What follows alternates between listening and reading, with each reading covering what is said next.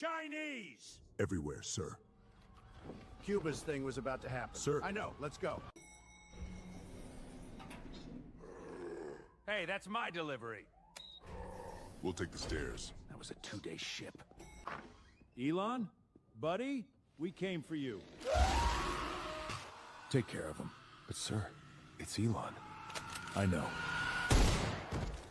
He would have wanted it this way. He really Sir, wouldn't have. it's Elon, that's... Mark! You always did want more engagement. Shoot him. Sir, that's the head of tech. Tried to bite my face. Shoot him. Whoever made that He's a video visionary. is He bit just through a a Secret genius. Service It's a agent. girl. Complicated visionary.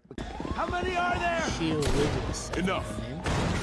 Do not damage that table! I have a key, you know. Don't stop! Move! I want a full briefing. And I'm telling you, Cuba is not a problem. Cuba is done. We handle Cuba by Tuesday. Hold on, I said no interruptions. I'm gonna have to call you back. Sir, zombies. Everywhere. Damn Chinese! Everywhere, sir. I'm gonna show you the Cuba's thing second was one, about guys. to happen. Sir, I know. Let's go. Hey, that's my delivery. Let's see who's in the show We'll with take the us. stairs. That was a 2-day ship. 10 people. Elon? Buddy? We came for you. Take care of him. Numbers are climbing. Sir. That's good. It's Elon. I know. He would have wanted it this way. He really wouldn't have. I guess Elon would have won. Mark! Zombie. You always did want more engagement. Shoot him. Sir, that's the head of tech. Tried to bite my face. Shoot him. That's the head of tech.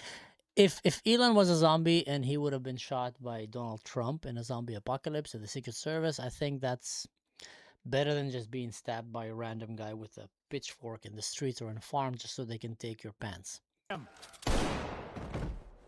He was a visionary. He bit through a Secret Service agent. A complicated visionary. How many are there? Enough! Do not damage that table! Like I said, I have a key, you know. Don't stop! Move!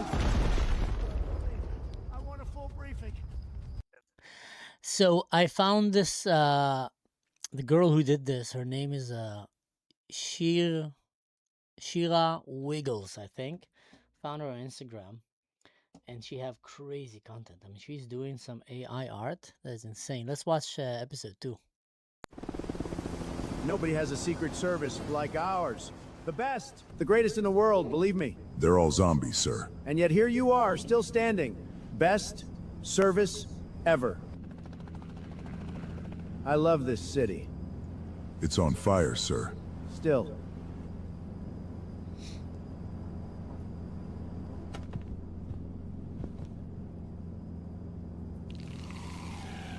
Sir.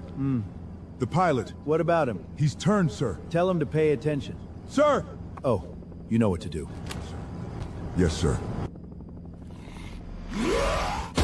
Sir, are you trained to fly this? How hard can it be? I want that on my tombstone.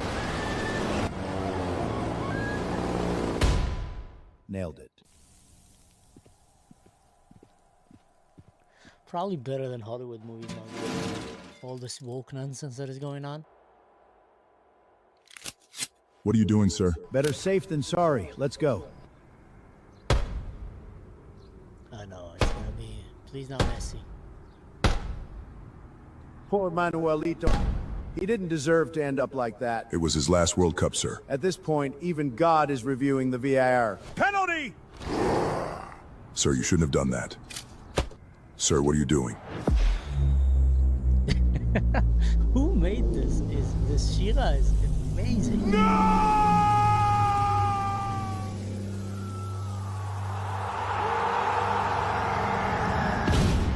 Great geekkeeper. I want her to make my own intro video. Sir, you shouldn't have done that. Oopsie. I think Sir shouldn't have done that. Probably get Sir, said this a way. lot in closed room in the White House. Now we're gonna have Messi and Ronaldo.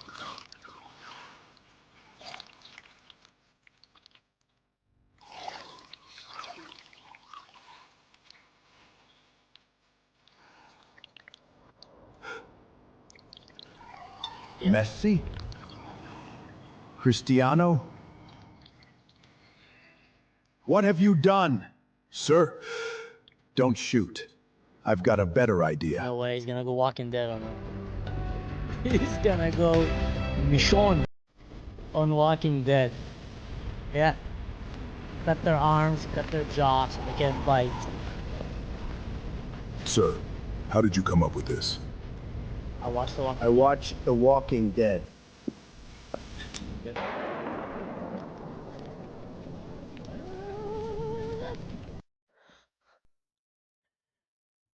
NetLife Stadium, Dead Show, Episode 2.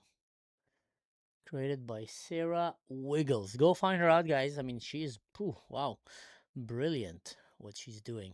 It's very, very impressive. So, welcome back, boys and girls, ladies and gentlemen. Kid is at his grandma, so we're gonna jump and do a few human goals and just kind of see what's in the menu, right? Oh my god, that was a harsh menu.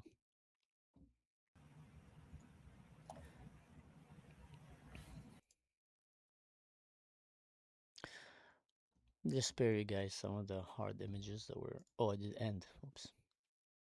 Alright, cheers. Yeah. Get the fuck out of here, talk about some up.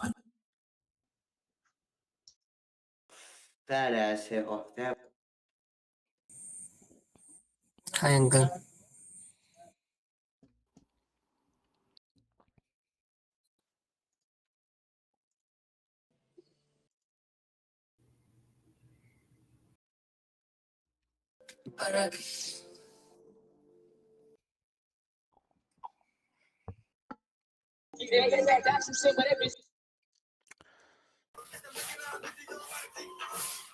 So let's see who's with me here.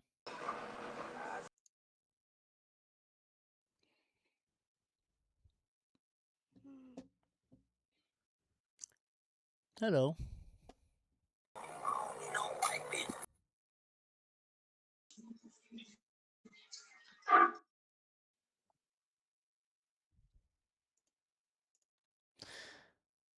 Yeah. Some things here you should really get away from really fast.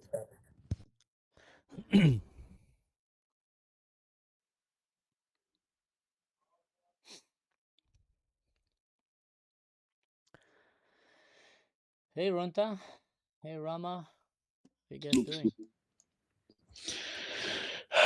So you're German, but you have a Jewish flag at the back. That is correct. Israeli flag. And you are from Australia.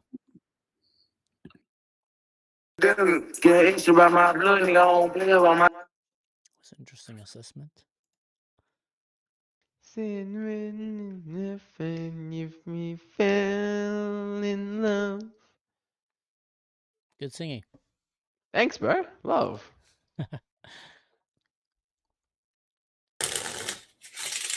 Germany. You're doing a magic trick. Yeah, you want to see? Yeah. Yeah. Give us something. Okay, us. So you're streaming. Yeah, I'm streaming. Okay. Hello, humans. Okay, look. Show you all Hello, the cards. Mr. Magician. All the cards shuffle and change. Okay, you're gonna pick one. So whenever you want, just say stop. Stop. Yeah, I want you to look at the card. Remember it. Don't tell me. Uh-huh. Or you can, and the trick will be ruined. Okay, what I'm gonna do is I'm gonna give the card a few cuts and a shuffle. Right? Something like this. This just makes sure that your card is indeed shuffled and mixed up in the deck, right? And there's no way of me knowing where it is, right? So let's just make sure of one thing. Your card is not on the bottom, I hope. It's not the 4, right? It's also not. It's not on top. It's not the ace. So it's not the 4. It's not the ace, right? No. For sure, it's on one of these. Right? No. Now the thing is, I'm gonna try to find your card in a unique way. Okay. These two cards are actually gonna help me find your card. So I'm gonna show, again. You saw the 4. You saw the ace, right? Yeah. Look, I'm gonna take the cards, riffle them like this, and we pluck these cards inside, and one card's gonna get caught in between. So look, so the 1, 2, and Okay. there it is. For the first time, what was your card? I don't know. Should I tell you or you want to show me? It's Nice. Wow, man. Look, I'll take this a step further. I'll take the jack. Yeah. I'll use it again in the middle, right? And shuffle. But this time I'm gonna do a different kind of shuffle. I'm gonna give the cards what's called a casino wash. This is what they do in the casinos to prevent methods of cheating. Not that it helps. So as you see, all the cards are getting like this shuffled. Sorry, I'll keep it PG. So what's gonna happen like this? I'm gonna take this card. You see all mixed up. I'm gonna take a poker chip, right? I hope you can see this card. Take a poker chip, and I'm gonna spin it. It's gonna land on a single card, hopefully, and we'll see what happens. Okay, so the cube helped. The cube helped. Okay. Okay. Look. Gather these up. Okay. So again, it was the jack of spades, if I remember correctly, right? Yes. Boom. Man, that's mind blowing. Where did you learn that? Friends, YouTube friends. Wow. And do you do this as a hobby or that's like your profession? I can do them as both. Currently, I just do it as a hobby. That's cool, man. You know any other tricks? Or is it all card yeah. related, or do you have other tricks that are not card related? I do. I focus on cards. It's my Okay. specialty. I do mainly cards. Let's do something. You wanna? This is a card. It's called a can. Very famous magician synonym for a card trick. Basically, it's any card at any number. So I need you to name out a playing card, anyone you want, free of choice. So I could influence you in any way.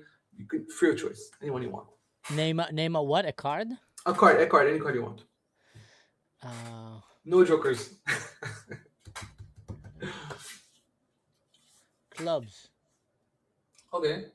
Value, like ace to king. 9.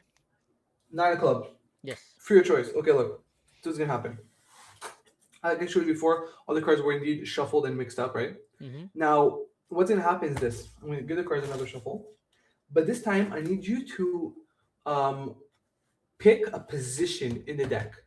Meaning there are 52, right? 52 cards.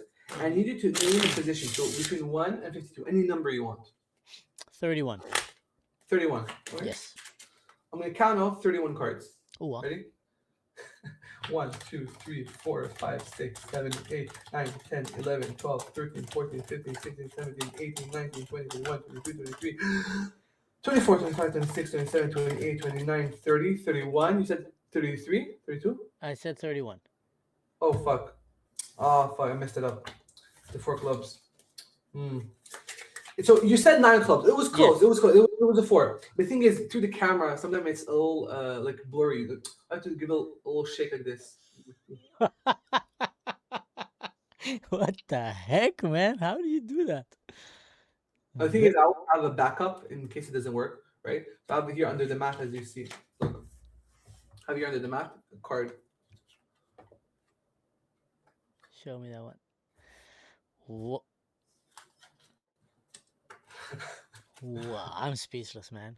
Okay, look, because you're streaming, I'll teach you guys a trick. Okay, people always ask me, how do I track the card? How do I find them always in these types of situations? Oh, it's very easy. What I do is I take the card, right? Take the card, I bend it, a little bend, a little bridge, and then when it's in the deck, I could see the bend. You can. Okay. And then when it's in there, I could always just find the bend. But because I'm a magician, I want to take things to the next level. What I'm going to do, I want you to imagine. See, imagination makes reality. I want you to imagine your card going up through the deck, going up, one up, and just imagine that. Did you see that? It just popped right back up. Oh my God. Listen. Wow, that was mind blowing, man. That was good. Thank you very much. What's your name? I'm David. Do you have a website? Can people follow what you're doing? Can people? No. This is just you do it for the love of the game. You do it for the love of the game. Yeah. Hey, wow, David, it was really nice jumping into you and getting some magic tricks here. You too. Are you streaming on Twitch, YouTube? I'm streaming on YouTube and on Twitch. Here, I'll send you the name if you want to see it. I'll send you the link of the video. I mean. Nice. Here, maybe copy it before we finish. I don't know if it keeps it. Yeah, I got it. I got it.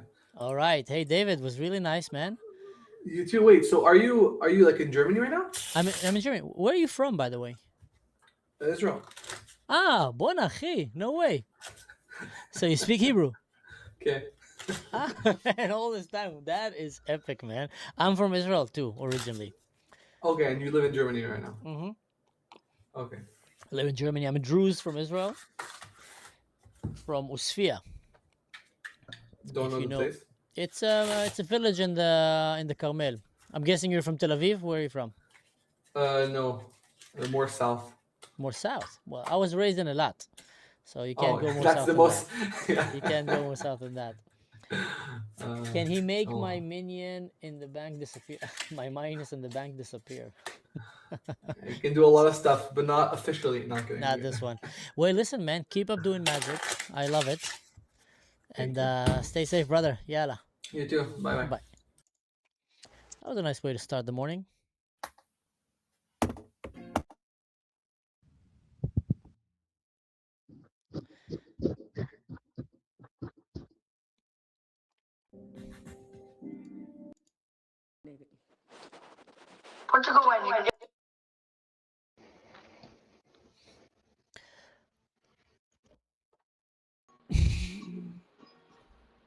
Yo.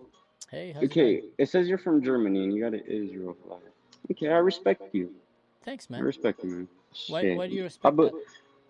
Because I believe that you probably do believe in world peace. Oh, We yeah? all deserve peace and we're all supposed to be treated equally. I definitely do. Definitely do. I love you for that shit, bro. Thanks, man. What about you? You believe in what? I believe that everybody is the same kind of people. Race doesn't fucking matter. We were all born and made from bacteria because literally this world, like Earth, was just a big piece of fucking magma and just got fucking shit ton of rain out of fucking nowhere, and then that's how we got islands. We all started from bacteria, bro. That's how everything was From made, dust to bacteria. dust, right? Dust to dust. We're all the same shit, bro. I don't get why we all have to be like treating each other differently and all this shit. That shit's not cool, bro. Like, yeah, I get it if you treat someone differently because they're like a criminal or they do some bad stuff, you know, but I still Yeah. believe we should all be treated equally and shit. And I'm gonna be honest, the thing, like, money, I don't even think money should exist, bro. I believe that us as humans should be able to work with each other to be able to do, like, shit, we could all supply with each other. Work as a In community. a utopia, in a perfect world, you'll be 100% right. I think just it's not realistic. But this, You know, oh yeah, no, unfortunately. I know that for sure. I know it's unrealistic. It's not unrealistic. Unfortunately, there's Shit. That's the so world far that we there's all wish always we people had. who's gonna exploit, and there's always people who are gonna look how to gain on the expense of others. That's why communism never worked. The idea is beautiful, but the reality is every time someone Horrible. comes takes advantage of the system and abuse others. But yeah, I'm with you, man. We came from dust. We're gonna go back to dust. There's only That's how one the world's planet gonna. with people living in it, like planet Earth that we know At least about. that we know so far. Yeah, that we know. I mean, that we know. In the nearby kind of galaxy, there's like such a unique thing called planet Earth. There's Like, a small ball that have water and clouds and green in it. And in but that they say that small the world, there's like us, and we choose to fight with one another. That's very sad. I know. Hey, man, listen. It was really nice chatting with you. I wish you a great day. You Well, too, what's bro. written on your hat? I like the hat. Cookies. Cookies. The weed brand. Ah, okay. That's cool, man. Hey, stay safe, man. Keep preaching love. You too, bro. Have a good one. Yeah, bye.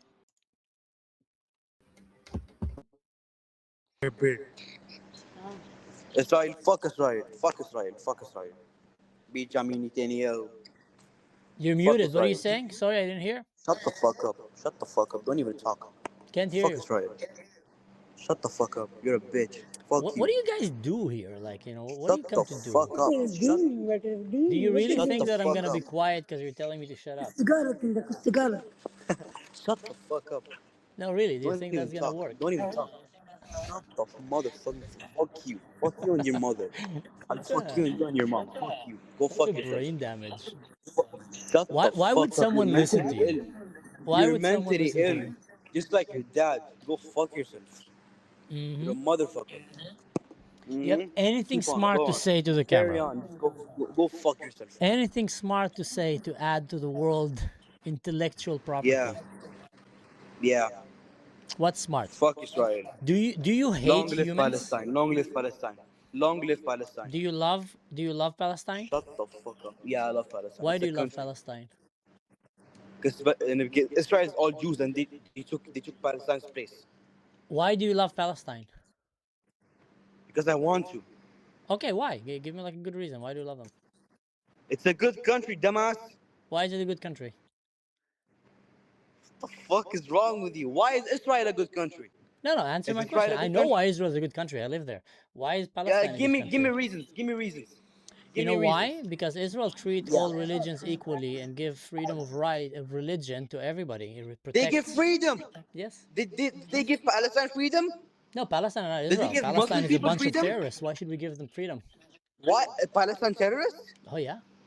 More like Israel is terrorists. No, I'm an The fuck Arab. is أنا wrong with you, عربي. dumbass? اسمعني يا بغل يا تيس. أنا عربي ساكن في بس إسرائيل. شو شعر أنت امك يا بتفهم؟ ابن الدحبه، شو أنت نفس امك انا. بتفهم يا حمار؟ اقلع من هون.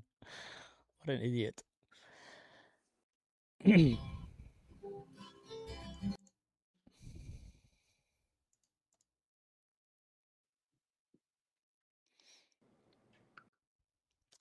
So hey guys, yeah, typical Muslim. That's true. Man, sometimes I forget why I don't come here that often, but then I'm reminded. How's it going?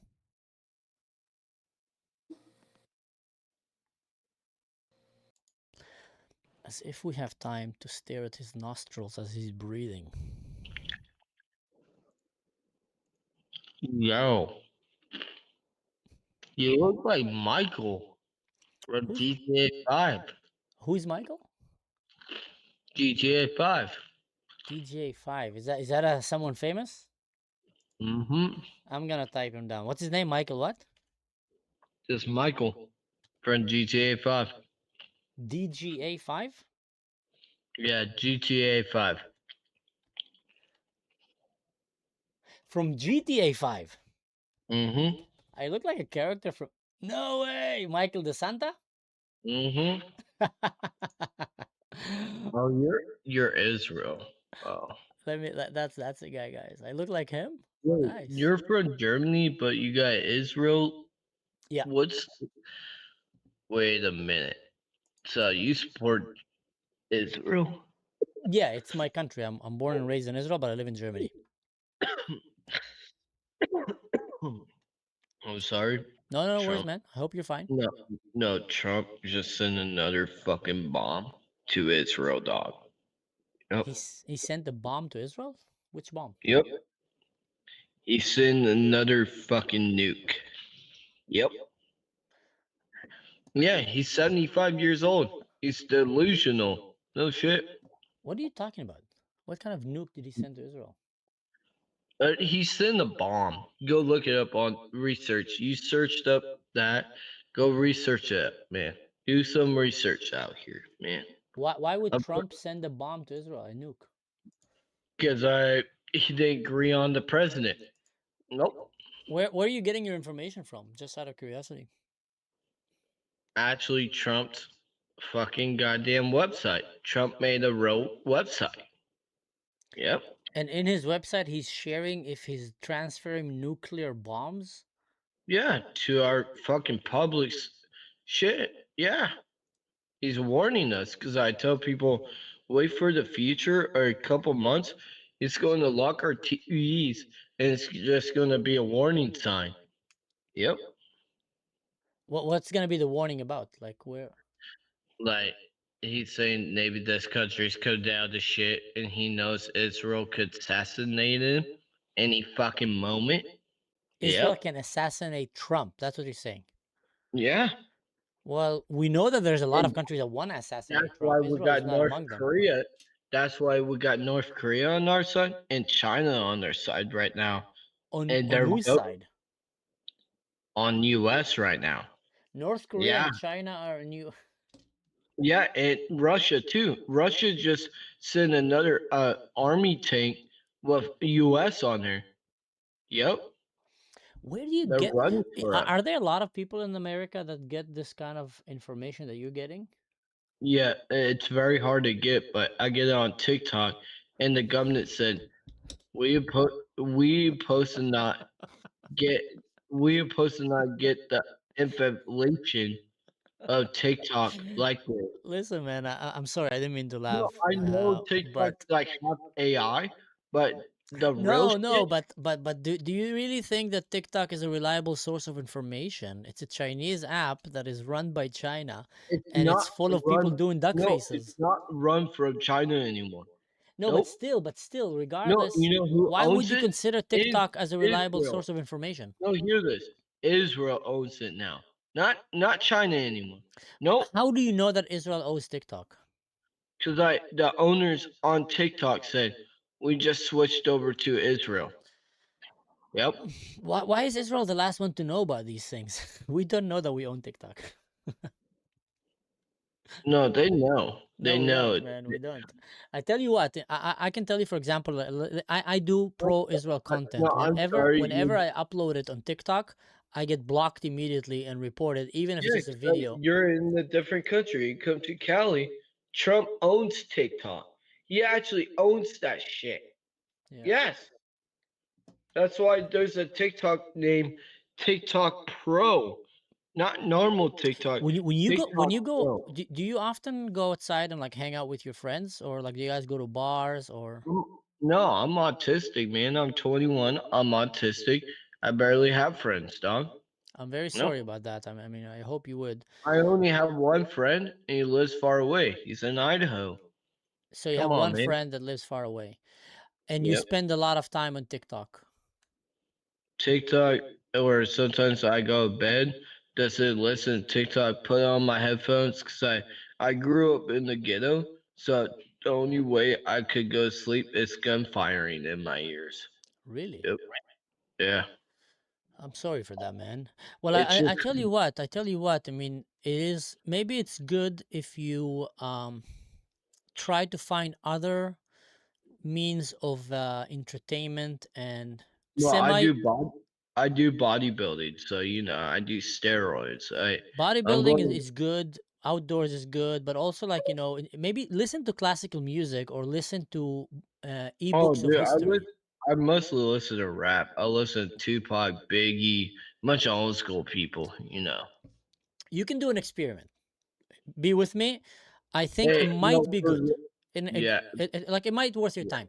Try for 1 month to do healthy workout, walks outside, and listen to audiobooks No, yeah. about the You history. Wait, audiobooks about the history, let's say, of something that you're interested in. Could be the history of music, could be the history of sport, could be the history of how did bodybuilding come, and try to do that and stay away from TikTok.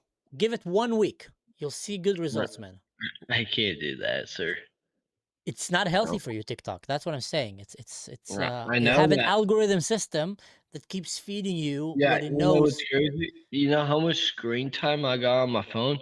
How Up to much? 30, up to more than 100 fucking hours. That's not healthy, man.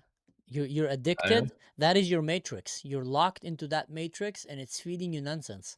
So that's why I would recommend try just for 1 week. Try, Well, eat I healthy, tell sleep people healthy, go I'm outside. not You'll see on it. normal TikTok. Look, I'm on TikTok Pro. This is normal TikTok. TikTok Pro. It's different.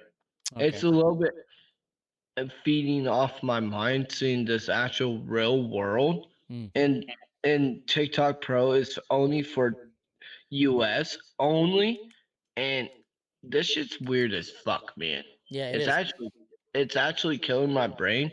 It I is. look at my phone, I recognize I read the Bible so much, I went, damn, what happened God knocks or Jesus knocks on my door and says, follow me. I'm If just going you to if you follow. would spend more time reading the Bible, like the actual Bible, I think you'll have a much better time than actually listening Don't to hate on TikTok. don't hate on me. I have a Bible study because I can't No, read the no, normal no, Bible. no, not hating on you. I'm just saying maybe just stay out of TikTok. But anyway, man, listen, it was nice talking to you. I wish you a great day. Yeah, And thank you for talking to me, man. no, it Hey, was a pleasure. You're a nice I young man. don't hate on Germany. I have a little bit German blood, but I tell people I don't go for the Nazis. They're fucked up in the head, man. Yeah, They are. Nazis are bad. Definitely bad. Yeah. Hey, Yeah. God bless you, man. Stay safe. God And bless like I you said, too. try 1 week. Workout outside, sun, vitamin D, and just audiobooks about history of things you like. Yeah. It's a good tip. TikTok is a problem. Huh? TikTok is a problem. What do you think about that? Why is it a problem? Do you like TikTok? Yeah. Do you think that TikTok is doing good to the younger generation? Yeah, because it gives me money. Okay, so are you an influencer or you're Yeah, I'm an influencer. and you're making a living from TikTok? Fuck you. Samak, Fuck you. you need to take the mask. I can't understand you. You support Israel? Why are you putting the mask on you? Are you in the Sub-Zero? My choice, dude. You support Israel? Of course I do. What about you? Fuck Israel. Who do you support then? Palestine, of course. How old are you? Why do you want to know? Are you like 12? Your mom's 12, you know? She was in my bed last night.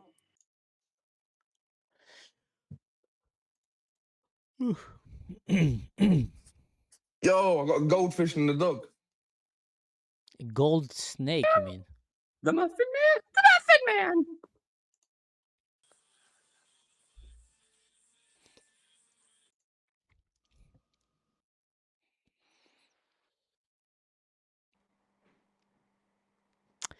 I guess people spend hours here trying to find good conversations. I mean, sometimes you're lucky. Guten Tag. Hey, guten Tag. You're Jewish?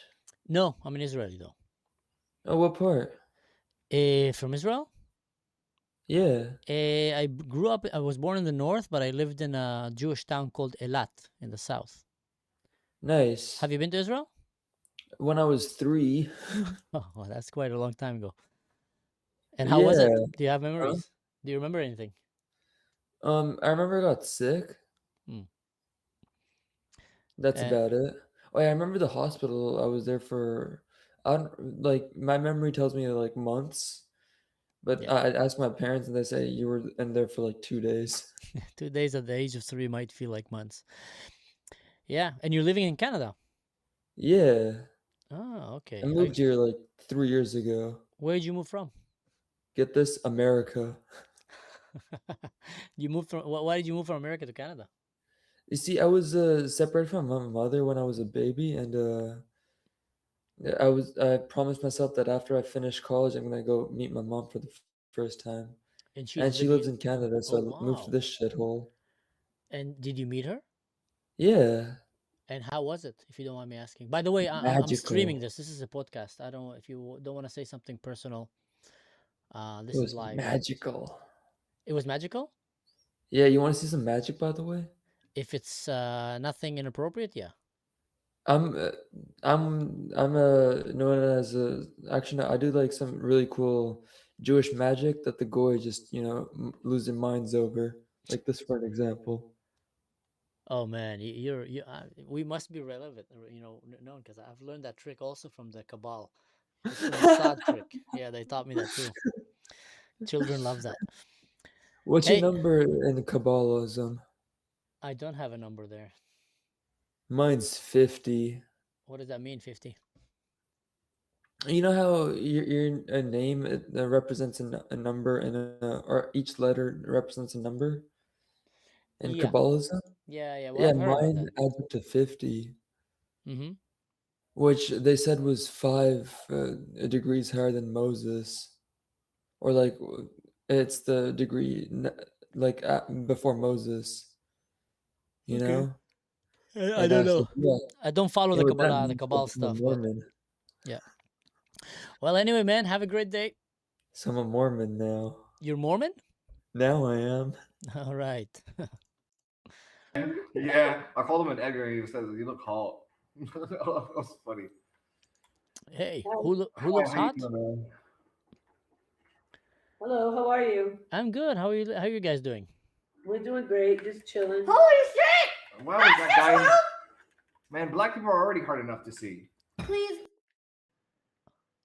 What's up? Hey, no. Oh, praise be to Israel. All right. Thank you. Yeah. Tel Aviv. Love from Tel Aviv. Yeah, you've been there? Absolutely. It's a cool place, right? It's awesome. And are you living in Norway? Yeah. Do you get a lot of people on here making fun of you for your flag? I don't know if I would say making fun, but I get a lot of people cursing and swearing and threatening violence and etc. the moment they see the flag, but mostly from Islamic Arab countries. Some of them start spitting on the screen. They're getting their own screen dirty. What the fuck? Yeah, they're a bunch of morons. Well, That's true. fuck those Arabs. How is They it don't- in they how is it deserve in that. Norway? I mean, what do people there think about the whole conflict and Israel and Palestine, the whole thing? Here we pretty much. Yeah, there's a lot of Palestine protests. There's a lot of Muslim people here in Norway. And But is Norway getting fed up with them yet or not yet? not really. There's no violence, or at least not yet. There's not a lot of violence. Not yet. In Sweden, a bit of a different story there, but in Norway, it is pretty chill. I'll be honest. I'll be honest. No, that's It's good. chill. What do you think is the secret then? Like, what did Norway do better than Sweden? Holy shit! What do we do better? Because it used to be like relatively similar cultures if you look at compared to Africa or the US. Sweden, Norway were kind of in a relatively closer to each other kind of Well, category. yeah. How come they get way worse, and then here there's not that much shit going on? That is an interesting question. Yeah, I've Hey, never man. thought about it. Like, what makes? Fuck if I know. What about Germany? Is there a lot of? It's rising for sure. It's rising. I mean, the crime the rate of crime in Muslim population and Muslim neighborhood is like insane. I think Muslim women have higher crime rate than German males in Germany. And if you go to neighborhoods that become very much Hey, they got the hijab. They can hide their faces, you know. they put the hijab, yeah. If you go to neighborhoods in Germany that are becoming more and more Muslim, you feel like you're going to Palestine or Mosul, where you see a lot of Nazism, a lot of hatred, a lot of racism, a lot of graffitis calling for violence and death, and the crime rate goes really high. So the Germans are thinking that if they keep it under the rug and ignore it, it's just gonna not happen.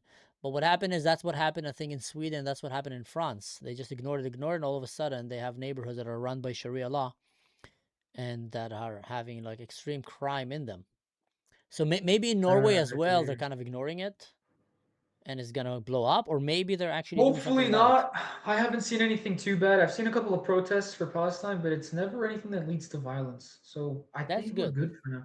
Yeah, we're chilling. Although there have been a couple of incidents, but it's nowhere near the level of fucking like Sweden. So we're Oh, that's good. good, man. I really hope that you guys don't. I like Norway. I have a lot of good friends there. Yeah. Yeah. Well, Are anyway, you man. from Israel or you just? I'm from Israel. Yeah, I'm from Israel, and I'm living in Germany. And by the way, I'm streaming this. This is a stream that I have. Twitch or Kick? It's in Twitch and in YouTube. Okay, so you're not like one of those fucking Kick streamers that like get into weird shit. No. I mean, How many viewers? I started doing on Kick, but right now I'm streaming this from OBS, and for some reason it doesn't go to Kick, so it goes to Twitch and YouTube. Ah, okay. How many viewers? Right now live? Yeah. 60 views right now live watching this. Okay, that's pretty good. Yeah, it's nice, man. All right, man. Well, you take care then. Same, man, and love this conversation. God bless, huh? Stay safe. God bless. God bless. Yeah, bye. In the back of the car, which in fact turned out to be from the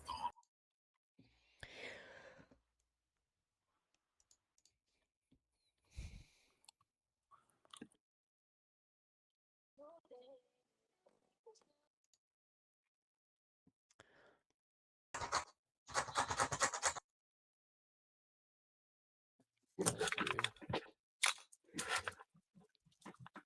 Hey, Desperado.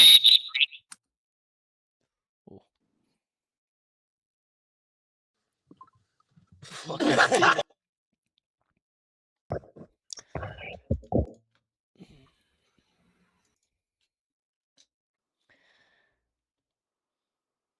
No, no, you're on the wrong side.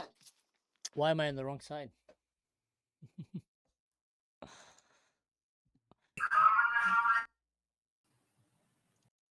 That was disturbing. That was disturbing.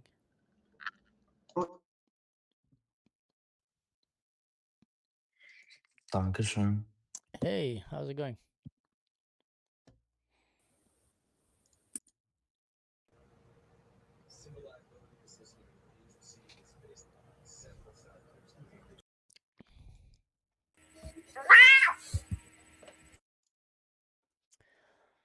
Yeah, well, I'm just gonna do the same. Okay. Yeah, that's true. I agree, guys. And United Arab Emirates.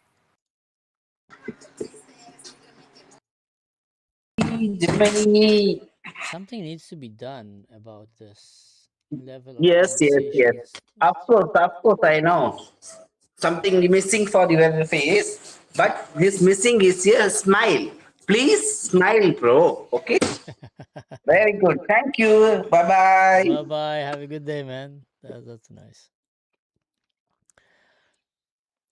Yeah, it's like the level of conversations is insane. Qatar. You guys want to host the World Cup again?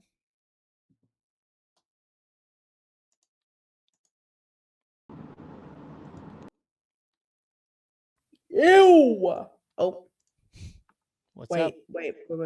Sorry, I just saw a guy and he was like, Good to know. Are you a Nazi? Why would I be? I don't know, bro, because you're from Germany. Do you think all Germans are Nazis now? No. No, I think there's probably more Nazis right now living in the UK and the US than in Germany. Probably. Yeah, I know. It's sad. But no, I'm not a Nazi. Do you like Jews? From the flag, I'm probably the opposite. What is that? Do you like Jews or? I have a lot of good Jews friends. Yeah, I like them. I like Jews, I just don't like the religion. That's okay. I mean, I think that thinking that you're better than other people just because of your religion is kind of fucked up, you know? I agree with you 100%. To think that just because you were born to a certain religion makes you a better human, 100%. I don't know if I would say most Jews don't think that way though.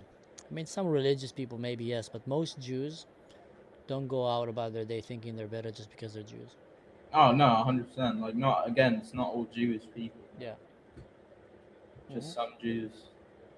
No, but I 100% agree with you. I mean, it makes like the whole religion get a bad rep because of the actions of certain people, you know. Yeah, I mean, if you look at the conflict right now, it's a religious conflict. I mean, most, I would say, conflicts we had in human history were some way or another religiously oriented. You know. Or they're just over some bullshit that doesn't even matter. Yeah, yeah. Like, war is never like a good thing, bro. Like, you most, like 99% of the time you're losing money. Yeah. You're losing, economic standpoint. You're losing your people and your people's trust. It's just not a good like thing in general. Yeah. 1 second. What's good, bro? Hey, how's it going, man? Yeah, doing pretty good. May I ask, what's that flag behind you? Yes, I'm uncultured. Yes, that's Israeli flag. Yeah. Are you streaming? No, I'm not streaming. I am streaming, just to let you know. Oh, yeah. How many viewers you got? Right now, 56 people watching this live. Yo, that's good chat. Yeah, man. What sort of streams do you do other than like this? Yeah, I barely do this, honestly. I mostly do political and geopolitical analysis, Oh yeah. and I host people from different backgrounds to come and just talk about things that they're going through. So right now I hosted not long ago an Iranian lady living in. Here we go. Good transition, man. You, bro. That was good, man. Yeah. But that's not live.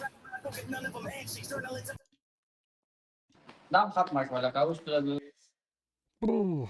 You know what, guys? Let's do 10 more and see if we get something interesting, because it seems like we're not getting Yeah, enough. Bo's Hey, screaming. Bo's definitely screaming. There's no way. yes. What gave it away? What gave it away? I don't know. Maybe that mic and the good camera quality. And the thing behind you. And yeah, I am streaming. Good job. I think Yeah, really. the other camera is better than this one. This is the one for the Umingle, and the other one is actually for the YouTube. So how many streamers do we have? How many viewers do we have right now? I have 62 live views right now. This is live. Well, hello guys. Hey, hello guys. How is life in the UK? Very good. Very good. Apart from the Palestinians. I would agree with that. But what's your interaction with them? Some of them are nice, and some of them are very, very anti-Israel. They're anti-Israel. That's all around the world. But do you feel like they're anti-UK as well, or like anti? Yeah, very Christian as well. Yeah. I think they just want everything Islamic. They run away from failing Islamic countries, and then they want to make the countries they came to into the same one they ran away from. Yeah. They tried to do it in Japan. That failed. Come again? When they tried to do it in Japan, they tried to. It didn't work very well for them. That did not go very well. And it's not going to work very well. In Japan, no, but it looks like in the UK, it's actually working well for them. Like, there's a lot of. I've been to London and I've seen like demonstrations, and there were a lot of like LGBTQ and white chicks standing there and supporting the most misogynist, most homophobic societies. And I was just baffled. I was like, you guys, how are you registering in your head? Well, have a good one, yeah. We're gonna go. Same here, guys. Same here. Thanks a lot. God bless. 9. I like your flag. 9.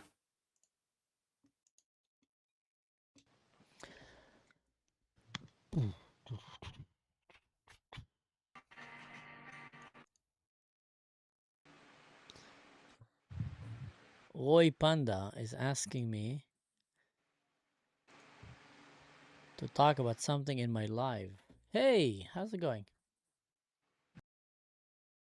She waited to do that? What does he want me to talk in my live about? Oh, what happened here? Roy Panda, look what you've done.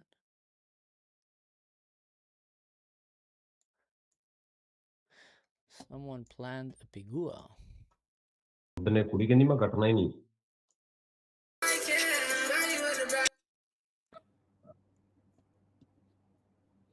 Wrong one. You're German. You're German. I am living in Germany, yes. What about you?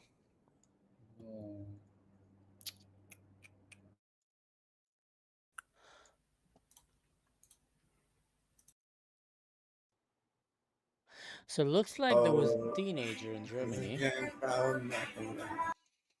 that was planning to do an attack against a synagogue. 15 years old. Who did what now?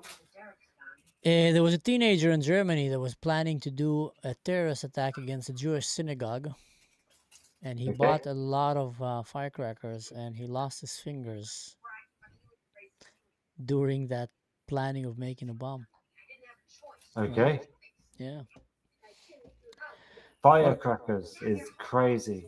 Yeah, if you ever celebrate, how do you call it? Independence Day in Germany, or not Independence Day, the Sylvester. It's a war zone, man. Everybody buys firecrackers like it's a war zone.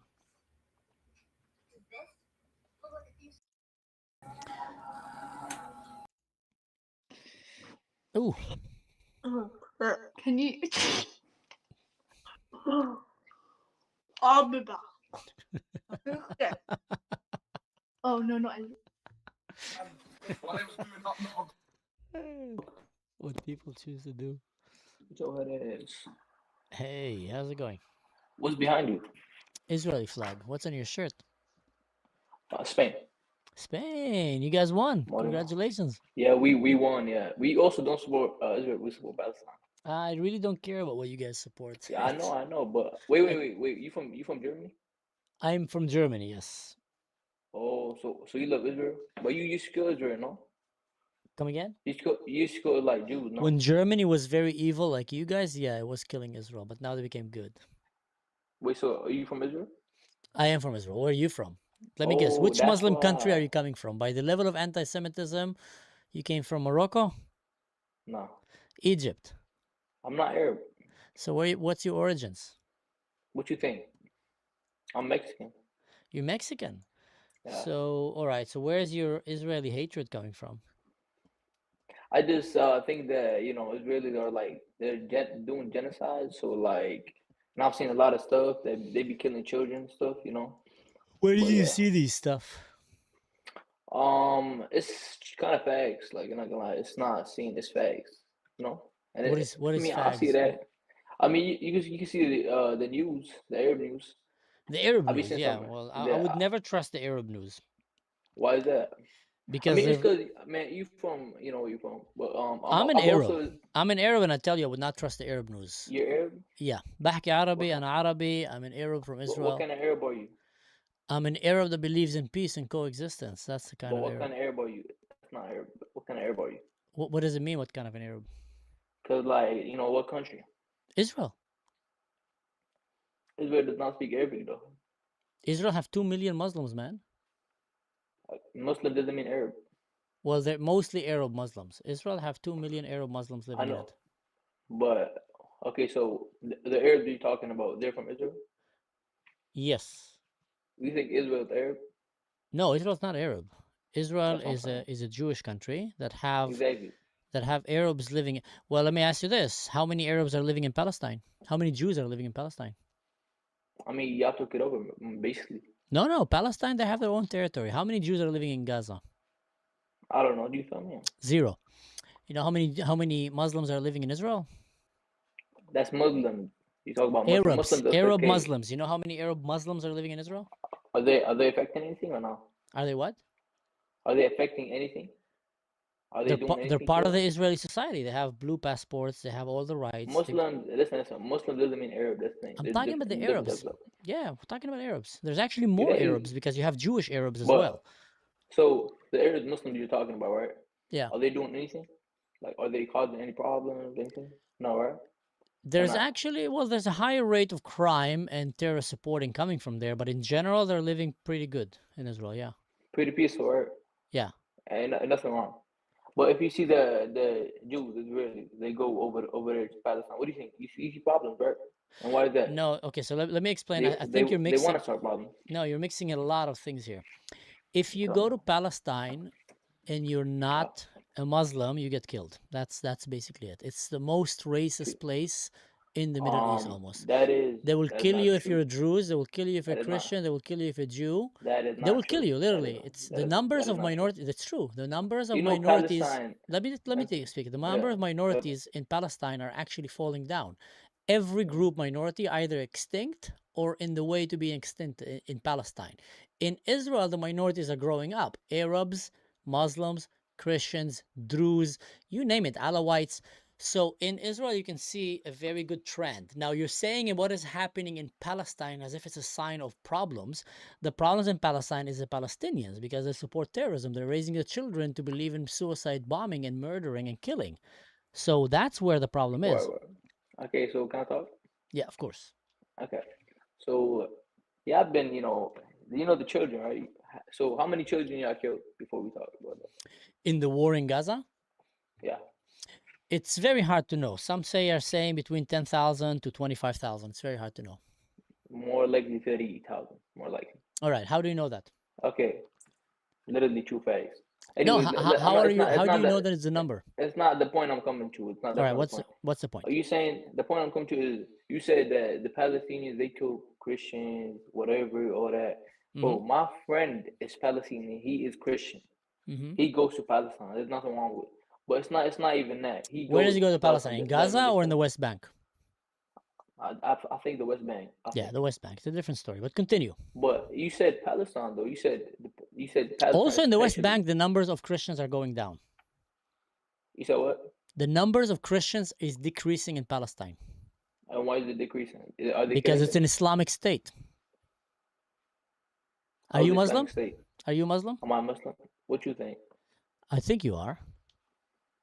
I mean, maybe not. I'm saying. So why would you lie about it? Are you a Muslim? Am I Muslim though? I'm asking saying, you. You want to know I'm Muslim or not? Yeah. Based off my talking right now, do I look like a Muslim or no? Do I sound Muslim? I don't know. It could be that you're Muslim, or it could be just you're supporting Exactly. Islam.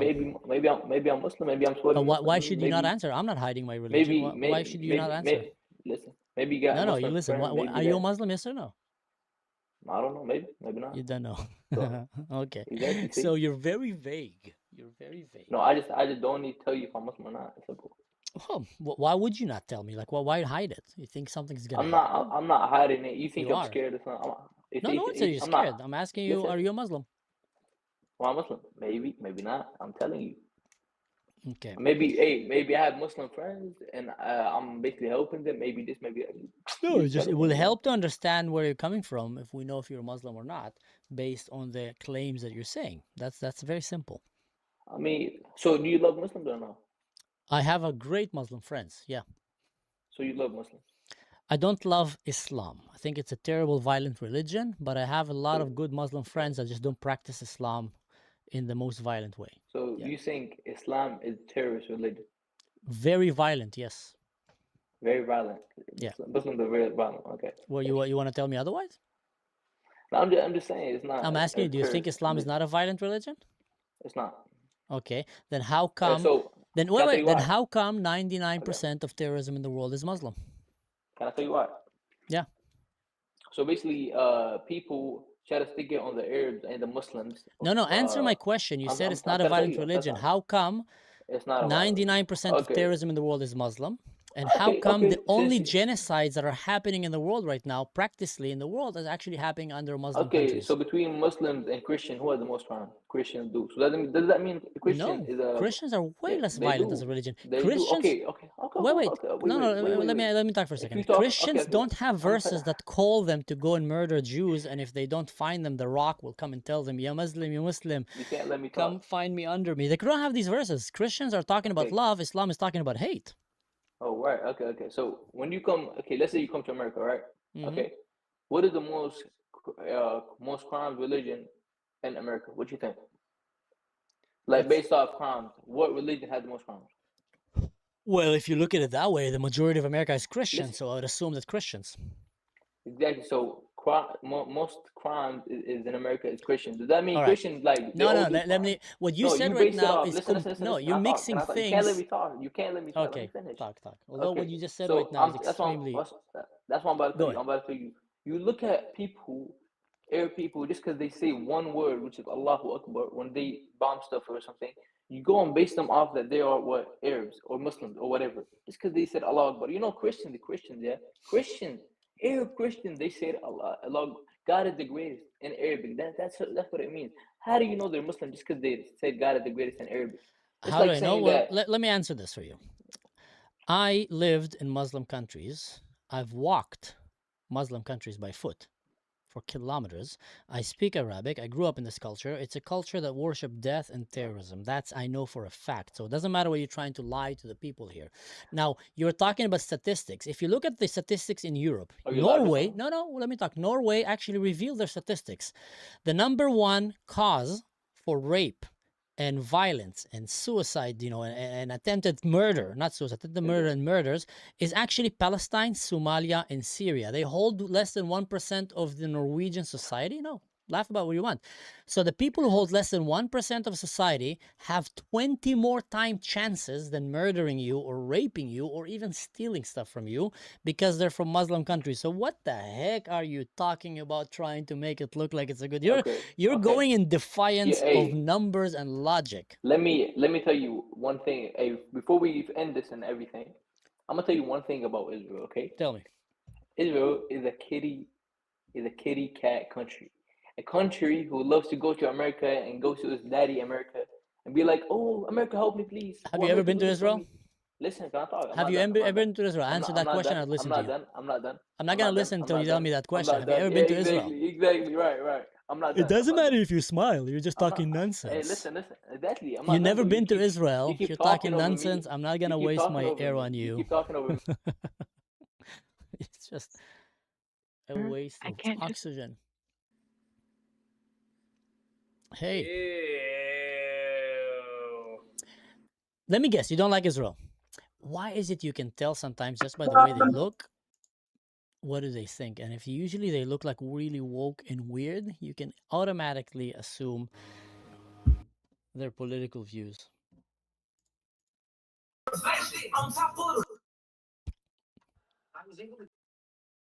Haaland, hey, ba-da-pa-pa-pa-pum, ba-da-pa-pa-pa-pum, pa-pa-pa-pa-pum.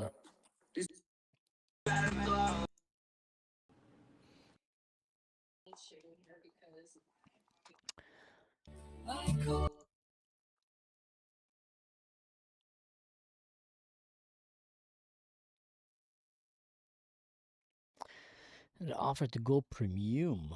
Who would want to go Umingle premium? Like, you need to be masochist to want to go Umingle premium.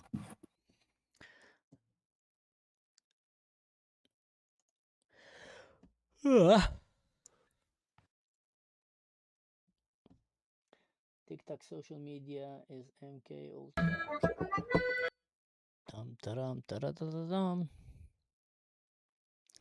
I think I'm gonna give it 20 more minutes. Try to find something good here and not something weird. There's something about going in you mingle. Oh, Gary V, my guy, what are you saying, bro? You fell off, man. You fell off.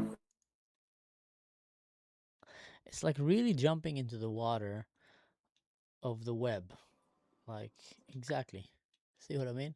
Like, you can get really, really weird people here, mostly, that have no social boundaries, I guess, that makes you behave like a normal human being.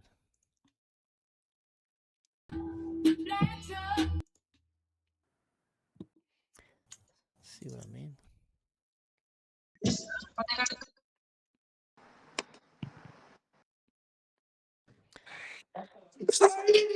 Pillow fight. Hey, let's see.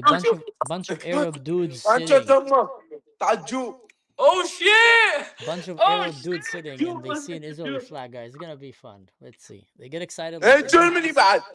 they get excited like monkeys watching a banana. Hitler, you know Hitler?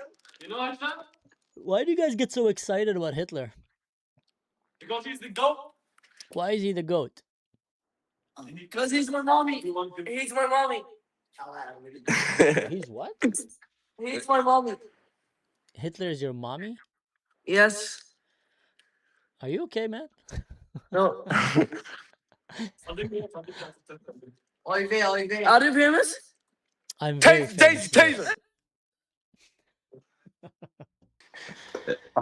Every time is the same. It's like showing a monkey a banana. Hello, Ninja. Sub-Zero. Oh. Let's see. Free Palestine. Allah ya Free Palestine. From what? Free Palestine. From what? What do you mean from what? Yeah, Free Palestine from what? Genocide? Well, they're not being genocided, so that's done Yes, already. they are. Okay. Yes, they are. Since How are they being 1948. genocided? Since 1948. Well, tell me about Israel- then how is their numbers growing? What do you mean? If you're being genocided, your numbers go down, not up. That's basic understanding of the definition of the word genocide. Unless you're a No. dimwit.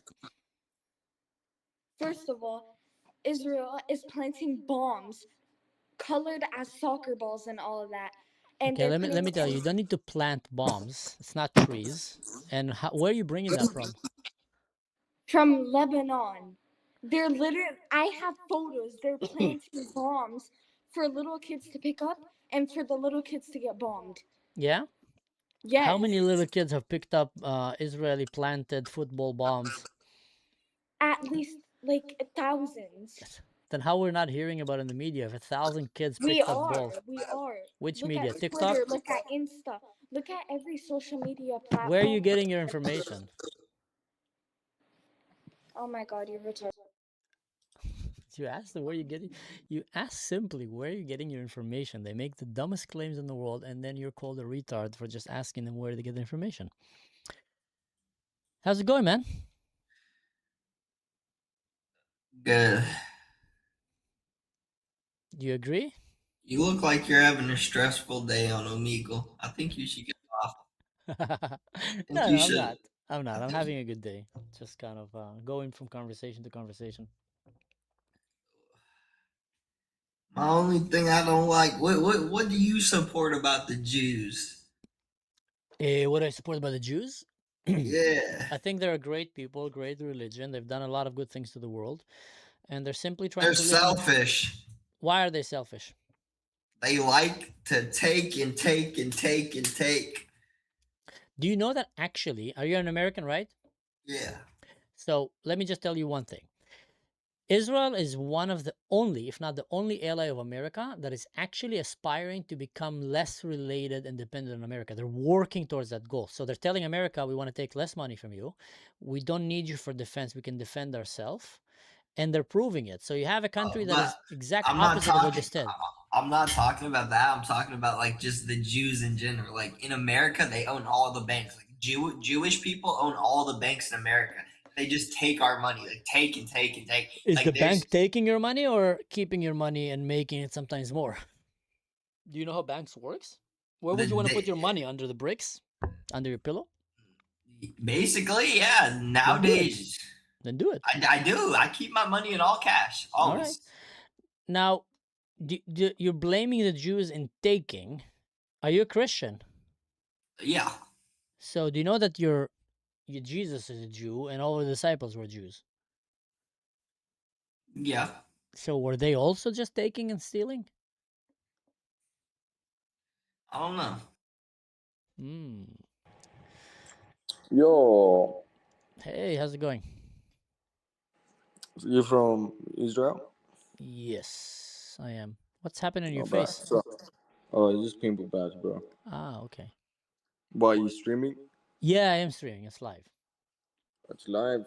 It's good chat with a good chat. Yeah, good Israel, chat, man. Israel. Have a good day, man. Oh. Skateboard. That's cool.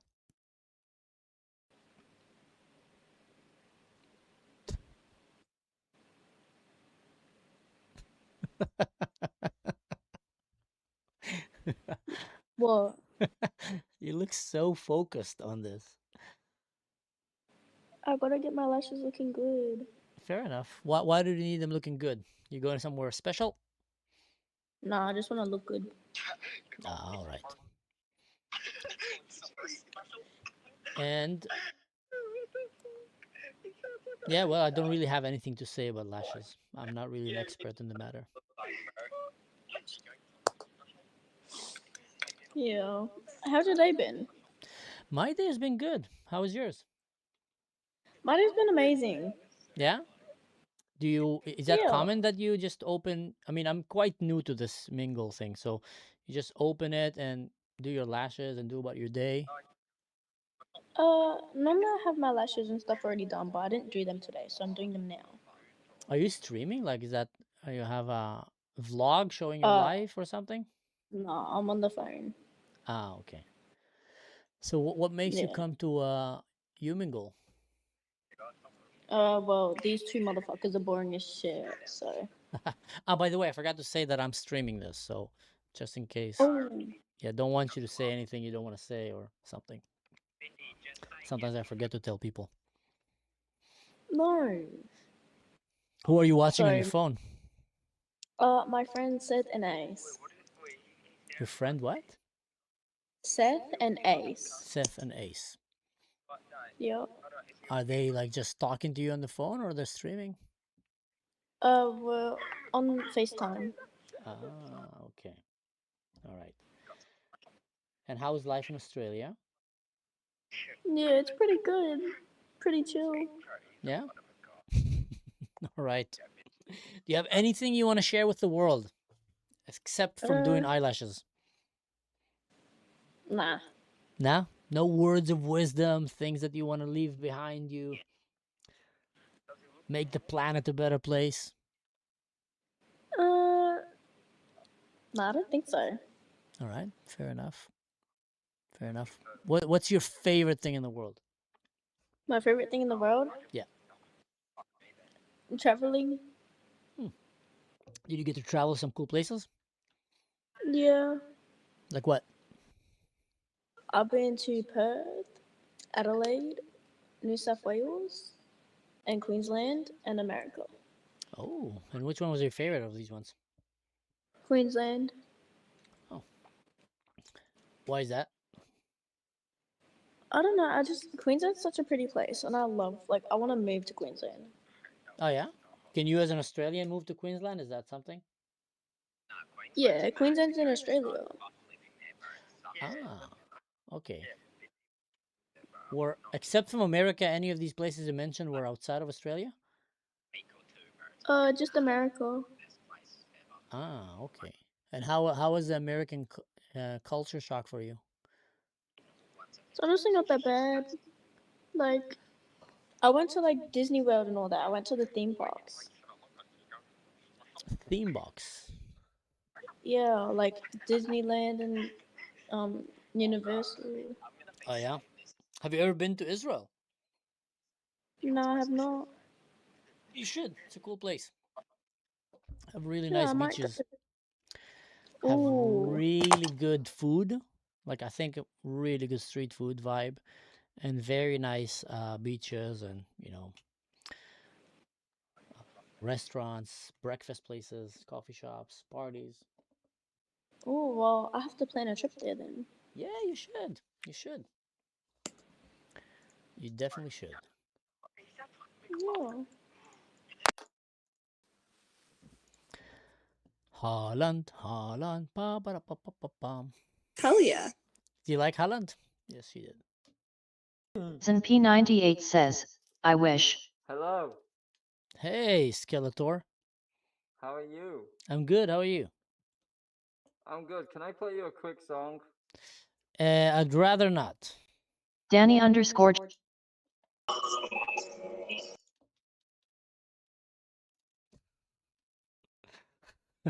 You were having a heated debate. Yeah.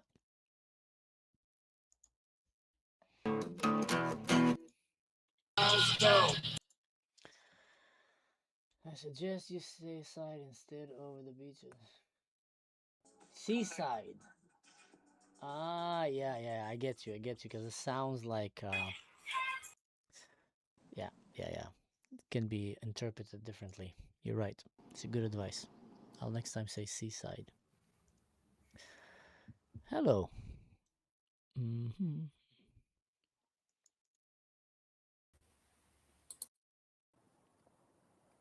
Are you Jewish? No, I'm an Israeli. But that means you're Jewish, right? No, not all Jews are Israelis. And not all Israelis are Jews. But are all Israelis Jews? No. Are all Jews Israeli? No. There's about 15 million Jews in the world, I think, or 16 million, and only 7 million, even less, live in Israel. Oh, really? Yeah, the majority actually live outside of Israel. But What there do is you also believe in? there's 2 million Muslims in Israel. There's about almost a little bit more than 200,000 Christians and like 100,000 other religions. What do you believe in? What is your I'm not Jewish, and I have my own faith about life, but I keep it to myself. What do Do you you believe in God though? Yeah, I do. What about you? I do believe in God. I'm Muslim. Ah, you're Muslim. Yes, sir. And what's the background? Like which? Moroccan. I'm Moroccan. Do you go to Yes. Morocco sometimes? I go to Morocco. Like I was like 2 years ago. I was in Morocco the last time. You guys did very good in this World Cup. No, we didn't do very good. We got Well, kicked I out. mean, listen, you lost to France, and France is a very strong team. I wish you'd win, but Yeah. I mean, I didn't really care a lot, but I wanted Spain to win, and they won it, so I'm good. Okay. I'm a big But fan. I mean, it's still impressive. I mean, to get to the World Cup. Yeah. So that's. I mean, Morocco's like also on the FIFA ranking, probably like top 5. I think. I don't remember. Oh, really? Yeah, I think so. Morocco's like really high place, because last World Cup we were like 4th or something. I don't Yeah. remember. So let me ask you a question. So did you really think that only Jews live in Israel? I really thought no. I didn't think only Jews live in Israel, but I thought every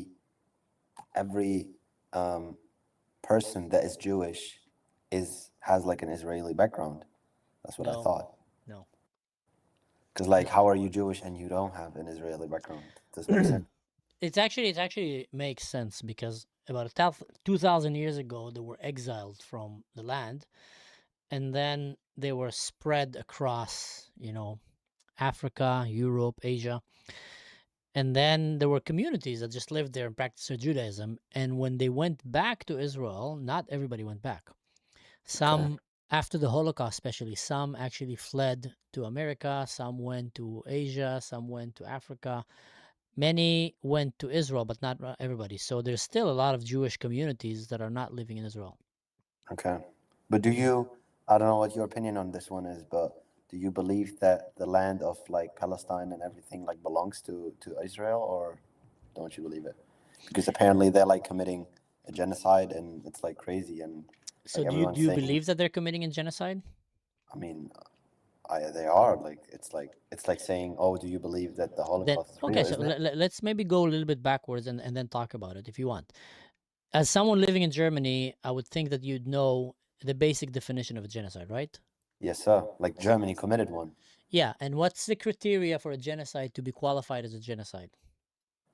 I mean, killing an ethnicity, like Trying to erase an ethnicity, that's definitely one of them. Yeah. yeah.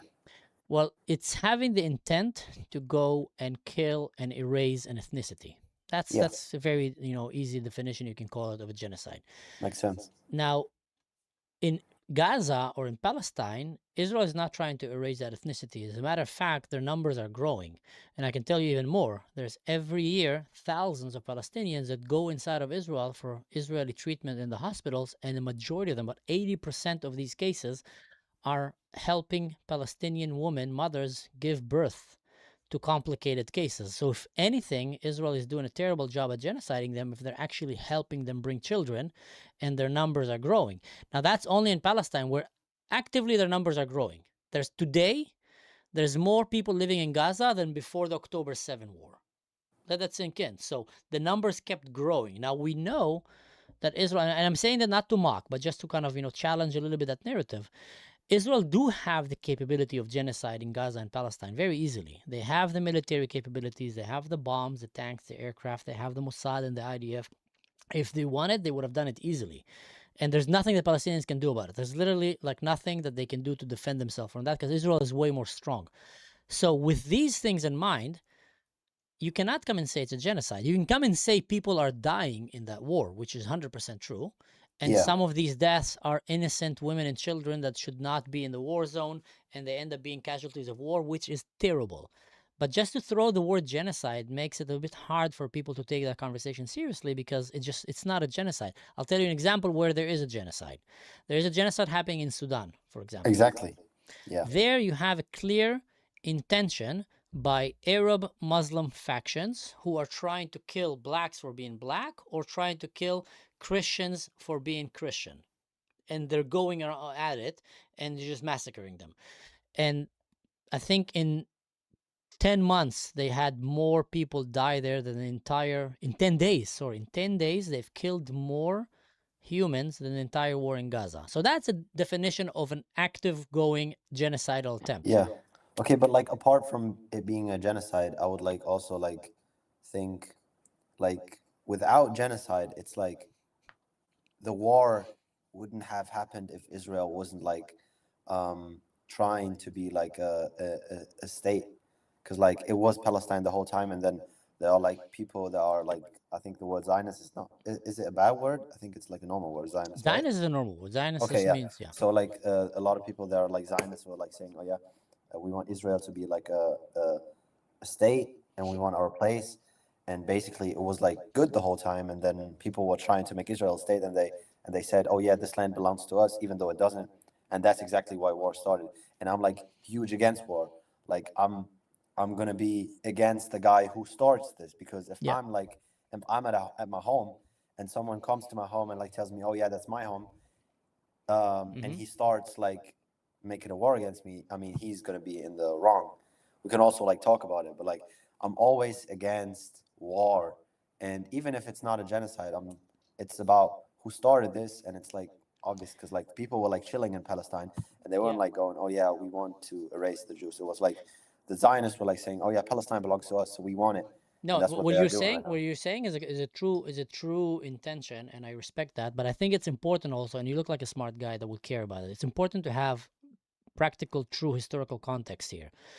When the Jews went back to what was called Palestina, name that was named after the Philistines that came from Crete, it had nothing to do with the Muslims there or the Arabs.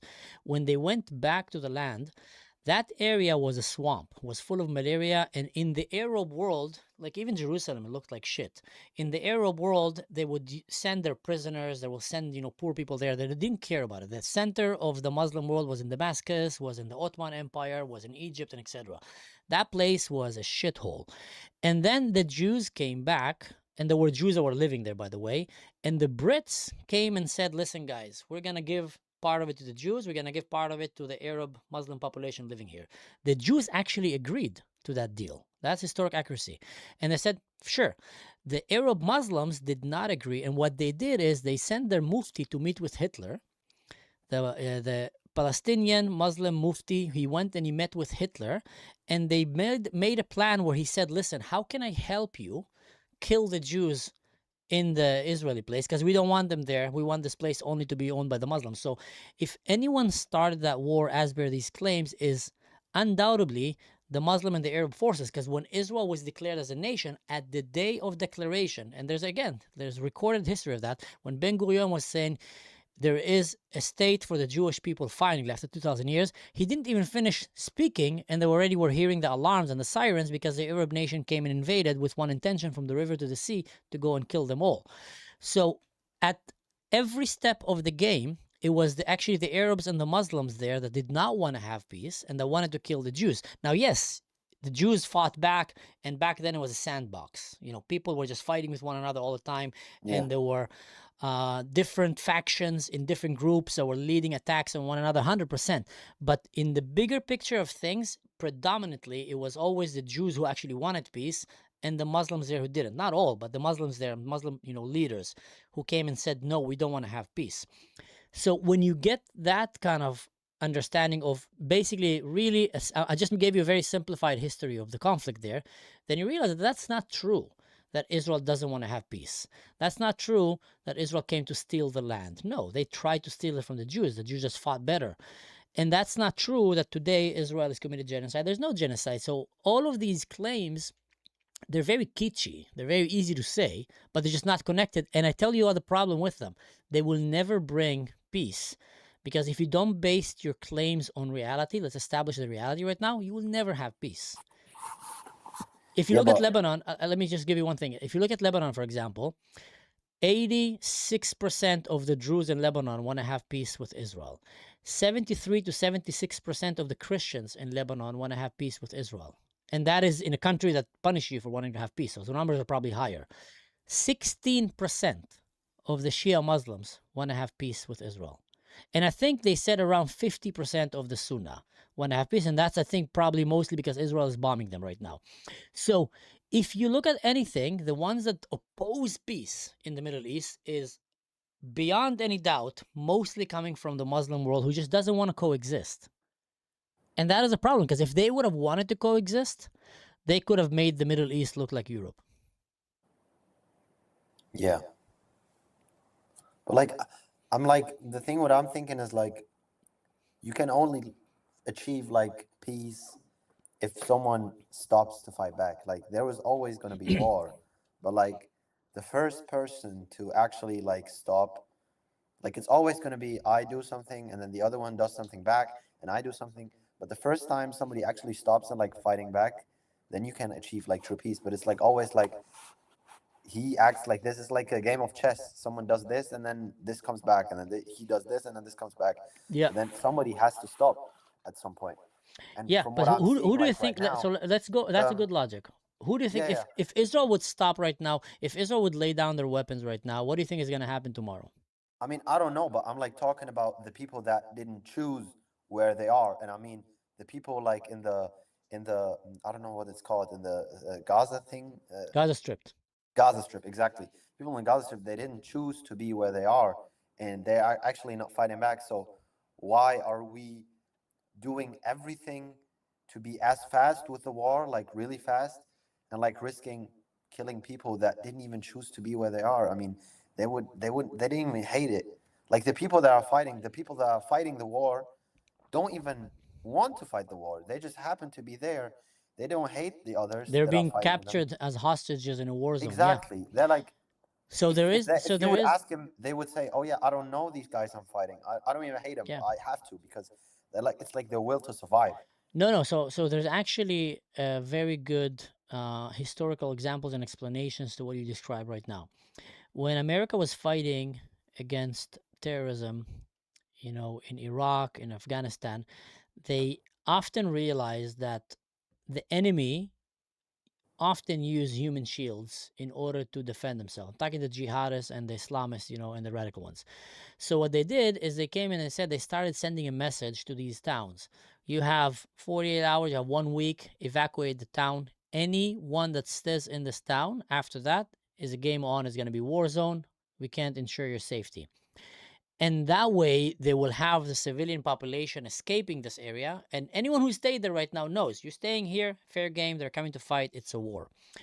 Now, Israel has been trying to do that in Gaza as well by telling them, sending flyers and phone calls and telling them, guys, we're going to come to this neighborhood, we're going to fight. But the problem is that Hamas is not allowing the Palestinians to run away, so he's deliberately keeping them in a war zone.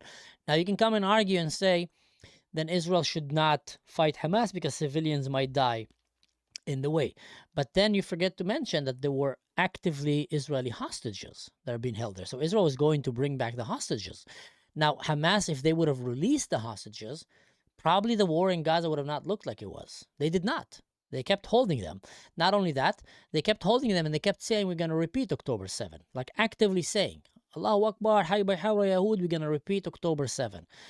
And then Israel is being placed in the place, okay, should I just now not try to rescue my women and children and babies that were kidnapped from my country, leave them there to die and being tortured and being raped in these dungeons? Should I right now allow this terrorist organization to grow in power again so he can do another October 7? Or should I go and try to eliminate? And I think the responsible approach would be by any country is to go and ensure that there's no enemy that is threatening to genocide you. By the way, there was a real genocide threat. There was just a very failing one. And to go and stop it. And now the real question should be asked, why didn't Hamas allow the Palestinians to get out of there? Why did Egypt build a fence while this was happening? The biggest fence they actually built, bigger than the Israeli fence, brick by brick in front of Palestinian kids who are watching and telling, let us go to Egypt so we're safe. So you have Muslim countries like Egypt, during that, what they called to be an aggressive, operation happening in Gaza, build a fence not to let the Palestinian come into Gaza. You have Hamas going around holding these women and children, telling them, if you get out of this house, we're going to kill you. Stay in this house. And then you have the IDF coming to fight them. And if someone actually wanted the situation to be solved, he needs to address the problem. The problem was not why did the IDF go to fight terrorism. The problem, why did the terrorists force an entire nation to stay as human shields, and why did the Arab world not condemn that? Okay, I get where you're going. Like, I know, I understand what you're talking about. Yeah. Because I tell you what, like one of my best friends here in Germany, he's a Muslim from Turkey, and we don't agree about a lot of things. We agree about a lot of things as well, but he's not trying to promote religious war. He's not trying to promote terrorism. He's condemning acts of violence. He's condemning terrorism. And that puts us in a place that we can actually have a good conversation like we are having right now. I would not want nothing more better than the Palestinian kids to actually have a better future. Yeah. I would love to see, when I was younger, I brought one time a team of Palestinian, school kids to meet with Israeli school kids to play football. And it was Yeah. beautiful. Like kids just want to play football. They didn't care about politics. So I would love to see that. But in order to be able to see that, we have to tackle the problem. And the problem is, and I'm not saying Israel doesn't have a problem. Israel has problems, every country have. But the problem is predominantly coming from allowing the radical Islamists to be the one that control the narrative. And then they rob these children from their future. They rob these women from safe life. And they rob the region from peace. Because to your question before, war is bad. If Israel would have laid down their weapons today, there will be no Israel tomorrow. If the Palestinian resistance forces, the terrorist organization, lay down their weapons today, there will be peace tomorrow. An average Israeli doesn't wake up in the morning and think I hate Palestinians. He doesn't think I hate Muslims. There's 2 million Muslims in Israel, like citizens. No one hates them.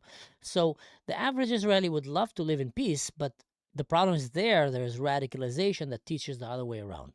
And that is, I think, if you ask me, should be one of the biggest goals of the moderate, liberal Muslim world, to try to tackle that and to not let voices of jihad to control the narrative. All right. Yeah. But I mean, the thing is, the problem where I'm like in is like, are we gonna make our decisions like, even though there are like collateral damages that are gonna happen? Because there is a collateral damage that's gonna happen. There are like some innocent lives of people that are not choosing to be there, and they are gonna die. I mean, we also like, you probably also saw a lot of videos. I've seen some videos too. Like Yeah. you always get them sent or everything, and there are like actually people saying, "Oh yeah, please stop, don't do this." And I mean, if you were to ask, like, if you see like a police officer and he and someone takes one hostage, and he's like controlling like a bank or something, and he has like one hostage, the police officer is never going to shoot, because one life is already enough to not fight, in my opinion. So even if there's like one person that might die, I'm not going to like try to save as many people, like risk that person's life, because that's like, I think, why is that person's life more worth than the other ones? Yeah. So why is the life of the person that I'm trying to save more worth than the person that I'm not trying to save but is like also in danger? So Yeah. I believe nobody should be like risked. Like why should we risk like people dying just to save some other people? So you're bringing up a very good moral dilemma of where do you draw the line? If you Yeah. have right now a hostage, and you have, let's say, one terrorist and he's a bad guy, and you have 20 people there that are innocent, should you risk endangering the 20 people in order to take down the terrorist Exactly, that's and what save? I'm meaning. No, that's a good dilemma, but then you That's a need to look dilemma, yeah, like exactly. it's a fair dilemma, and I 100% understands it.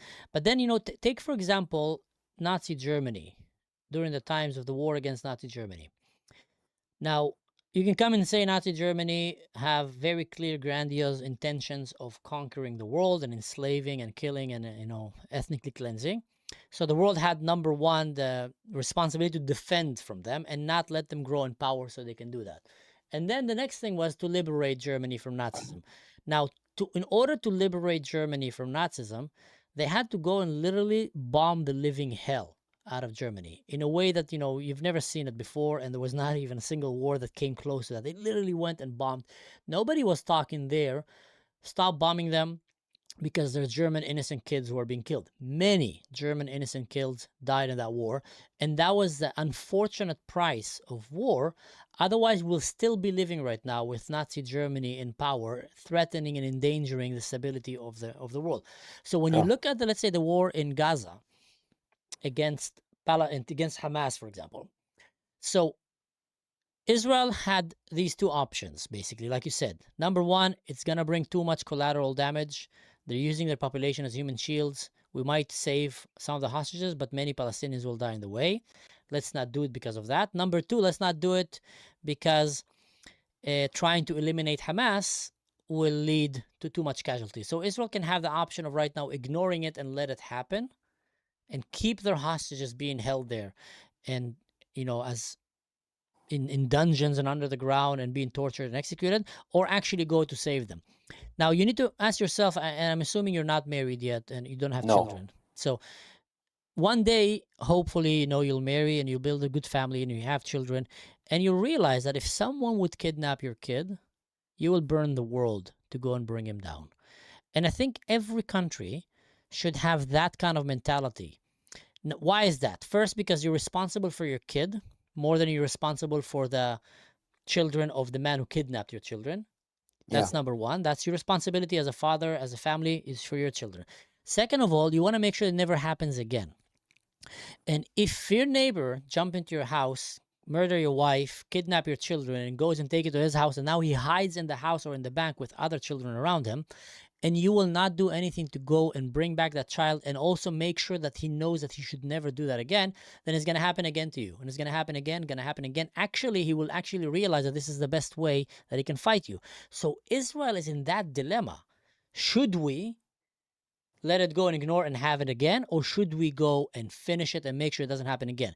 And when you go into finishing terrorism that are embedded in a civilian population, it's unfortunately going to come with a heavy price of civilian casualties. And that is the dilemma that Israel had to make. I can't tell you, it's a very hard dilemma. It's not, but one thing's for sure is they did not go with the intention to kill innocent Palestinians, because if they wanted, they would have done it way more. It's something that was calculated and understood from the beginning, and it's just the price of war. And the best way to avoid that is actually not to have wars, or not from the beginning invade countries and kidnap their children. That's like the best way to avoid it. Yeah. So it just complicates the thing. Like, you brought a good moral dilemma here, and there's no really easy answer for that.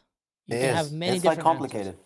But I mean, it is what it is. Like, because war is like always, if there is peace, there's always going to be war. There's like, it's not going to happen. Like, everyone is going to be, everywhere is always like someone going to be fighting. Nobody's going to be like really good. But I mean, there is already like so much trouble on this planet, like much trouble. I'm not going to like support like putting more. Like, I'm going to try. My opinion, if someone comes up to me and I will not say that I'm like perfect at it, but I will try. Like, that's what I believe in. I believe you should always try to forgive and like be nice and like try to be the smarter one, like not the smarter one, but like the forgiving one. Because like true strength, in my opinion, isn't in like being stronger or like being better than the other guy. It's in forgiving, and like that's what's gonna make peace. If everyone is more forgivable, like if every human on this planet would have more forgiveness than he has right now, we would be at such a better place. But like everyone is like always trying to get exactly what he deserves or more than what he deserves. And that's exactly what Hitler did in Germany. He wasn't supposed to have that what he had, but then he said, oh yeah, I want Poland, I want France, I want that. And that's the problem. If everyone would like take what he like needs and maybe less, like be okay with what you have, then it is what it is. Then the world is going to be a better place. And I'm like, you could also like maybe if Israel was like I don't know much about like war or like politics, but they could also like draw a line and say, oh yeah, if you cross that line, we're gonna shoot back, or like we're gonna fight back. But like make like social media is a big thing. They could like make media news and everything. Oh yeah, they took hostages. Palestine took hostages of our people. We want them back.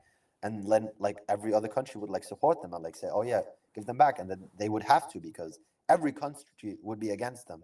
But it's like a war between them two, and like everyone is fighting. They're going in, bombing them and bombing back. I think like bombing is like the most stupid thing ever, because like you're like bombing people that didn't even like choose to be there. I'm like, draw the line and like say, give me my people back and I'll give you your people back, and we live in our places. Israel did that. Israel did that.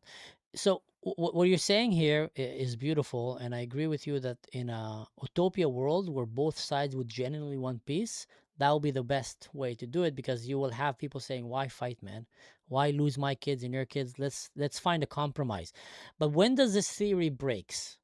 And that is the problem that I have, at least, with structure of the theory that you just suggested here, is when one side doesn't want to play by these rules. For example, Nazi Germany, the only way to stop Nazi Germany was war.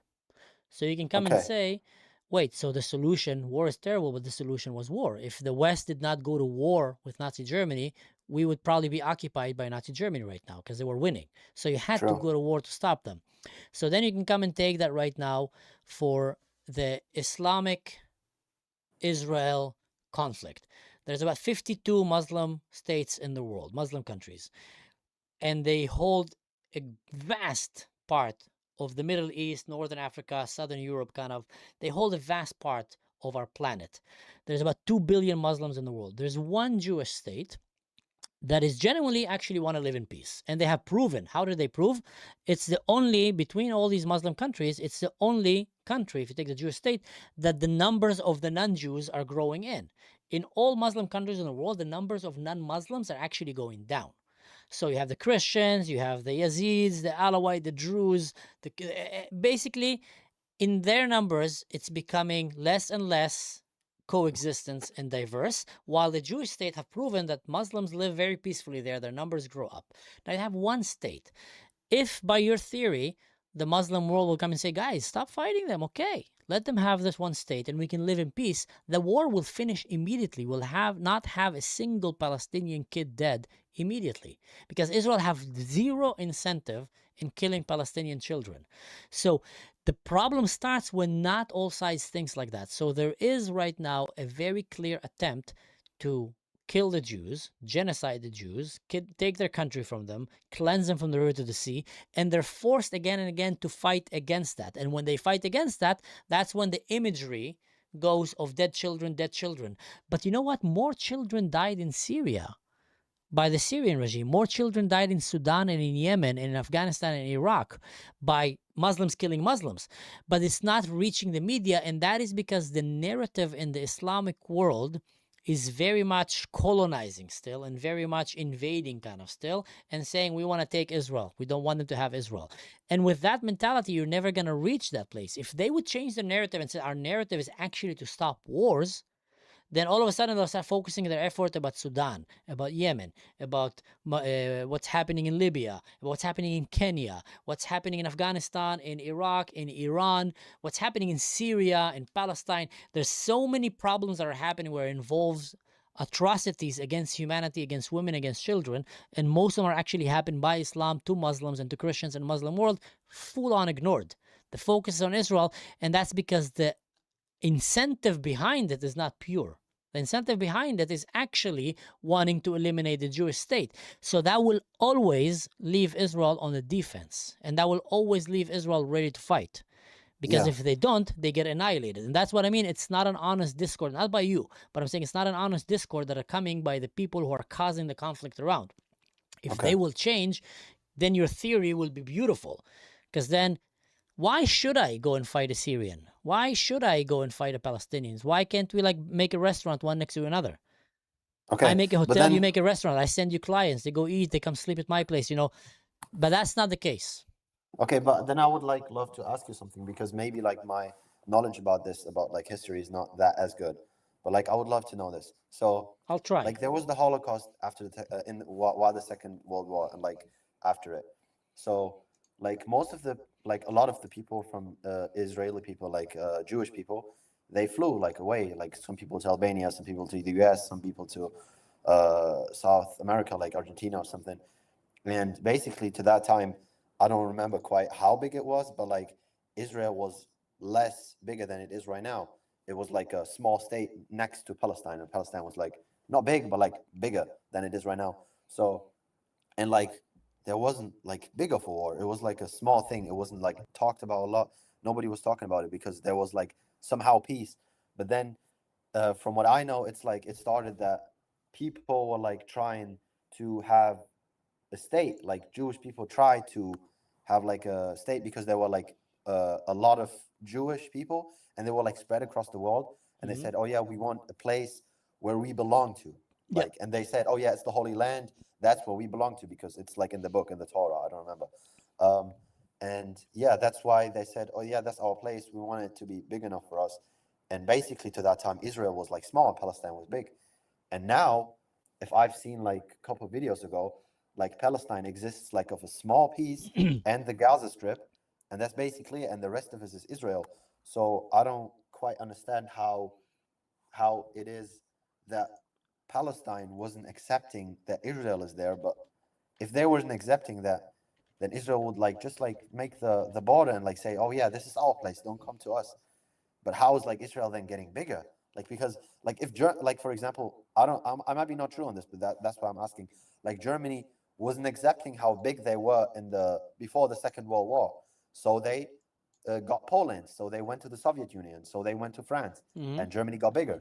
That's how it works in my head. Like if you don't accept what you have and you want to wipe out people, you're gonna get bigger for a amount of time, and then Germany got like smaller because they got punished. But like in the time where you don't accept it, you're gonna get bigger. Like they got Poland, they got bigger. Yeah. But like how is Palestine not accepting what the Jews have and they want them not to be there, but they're constantly getting smaller? So that's my question. Like I don't get it. All right, that's a good question. If you want me, do you have anything else, or should I answer that? No, that's basically it. Because like that's also like what I said. After the Second World War, there was like somehow not peace, but like it was peacefuler. You know what I'm saying? Like it wasn't talked about. There wasn't like people making videos and like, Yeah. oh yeah, we're dying here. So Like, I tell that's you what, it's that's yeah. very good. Two questions. First of all, after the Second World War, there was more peaceful time because the Nazi ideology was crushed, destroyed, eliminated, and there were generals that came and stood against humanitarian voices who wanted to end the war and said, no, we're not finishing until we completely abolish Nazism.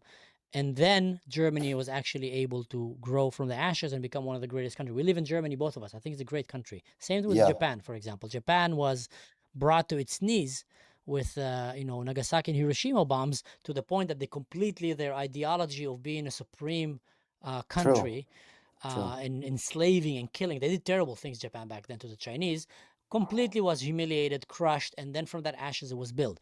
Yeah, but would you agree that the Middle East, like the place where Israel, Palestine, and these countries are, that it was peacefuler on that time than it is right now? No, it wasn't. You And would that's say it wasn't. No, it wasn't. And that's what I want to explain. So up until not towards the end of the Ottoman Empire, there were still the last ones actively holding slaves, and there were more people killed by Islamic invasion into Christian countries and into the West. So that war, the holy war that was in Islam and Christianity, was taking way, way more casualties than we can even imagine. They just don't talk about it nowadays. And that did not really end. Now, let's go back for Palestine for a second and talk about that case. Palestine was established as a state at 15 of November 1988. Israel was about 48. So Israel was a state 40 years before them.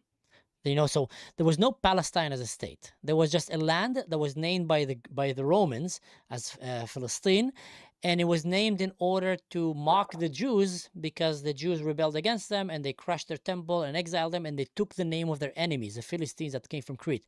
So there was no such thing as an Arab identity of I'm a Palestinian. There was Egyptians and there were Jordanians. And there were, merchants from the Ottoman Empire that went to live there. But like I said, it was mostly a shithole. When the Jews came back to that land, it was a swamp. It was not a very beautiful land. They literally died working to dry the swamps and bring malaria out of there and build something beautiful. Now, from the moment that this place was divided by the Brits to two pieces, we'll give Israel to the Jews, we'll give this Palestinian territory to the Egyptian, Jordanian who are living here. You can stay and live here. Jerusalem will divide in two. Yeah, I expect also that they gave it like divided in these like small and big pots because there were more people to this ethnicity and like this people to that ethnicity. Probably there were probably more people. There were probably less people that were Jewish than people that were not Jewish to that place. So that's why that part was bigger. I expect it to be like that, right? I'm gonna show the map. I don't know if you can see it.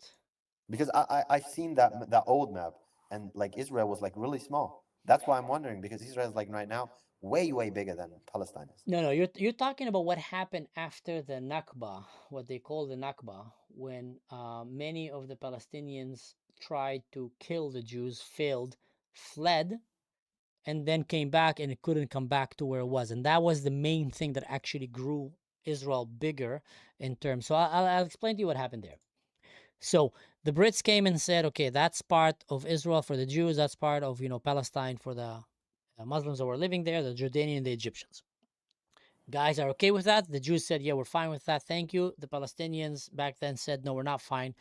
And when the Brits left, they immediately went and tried to kill them.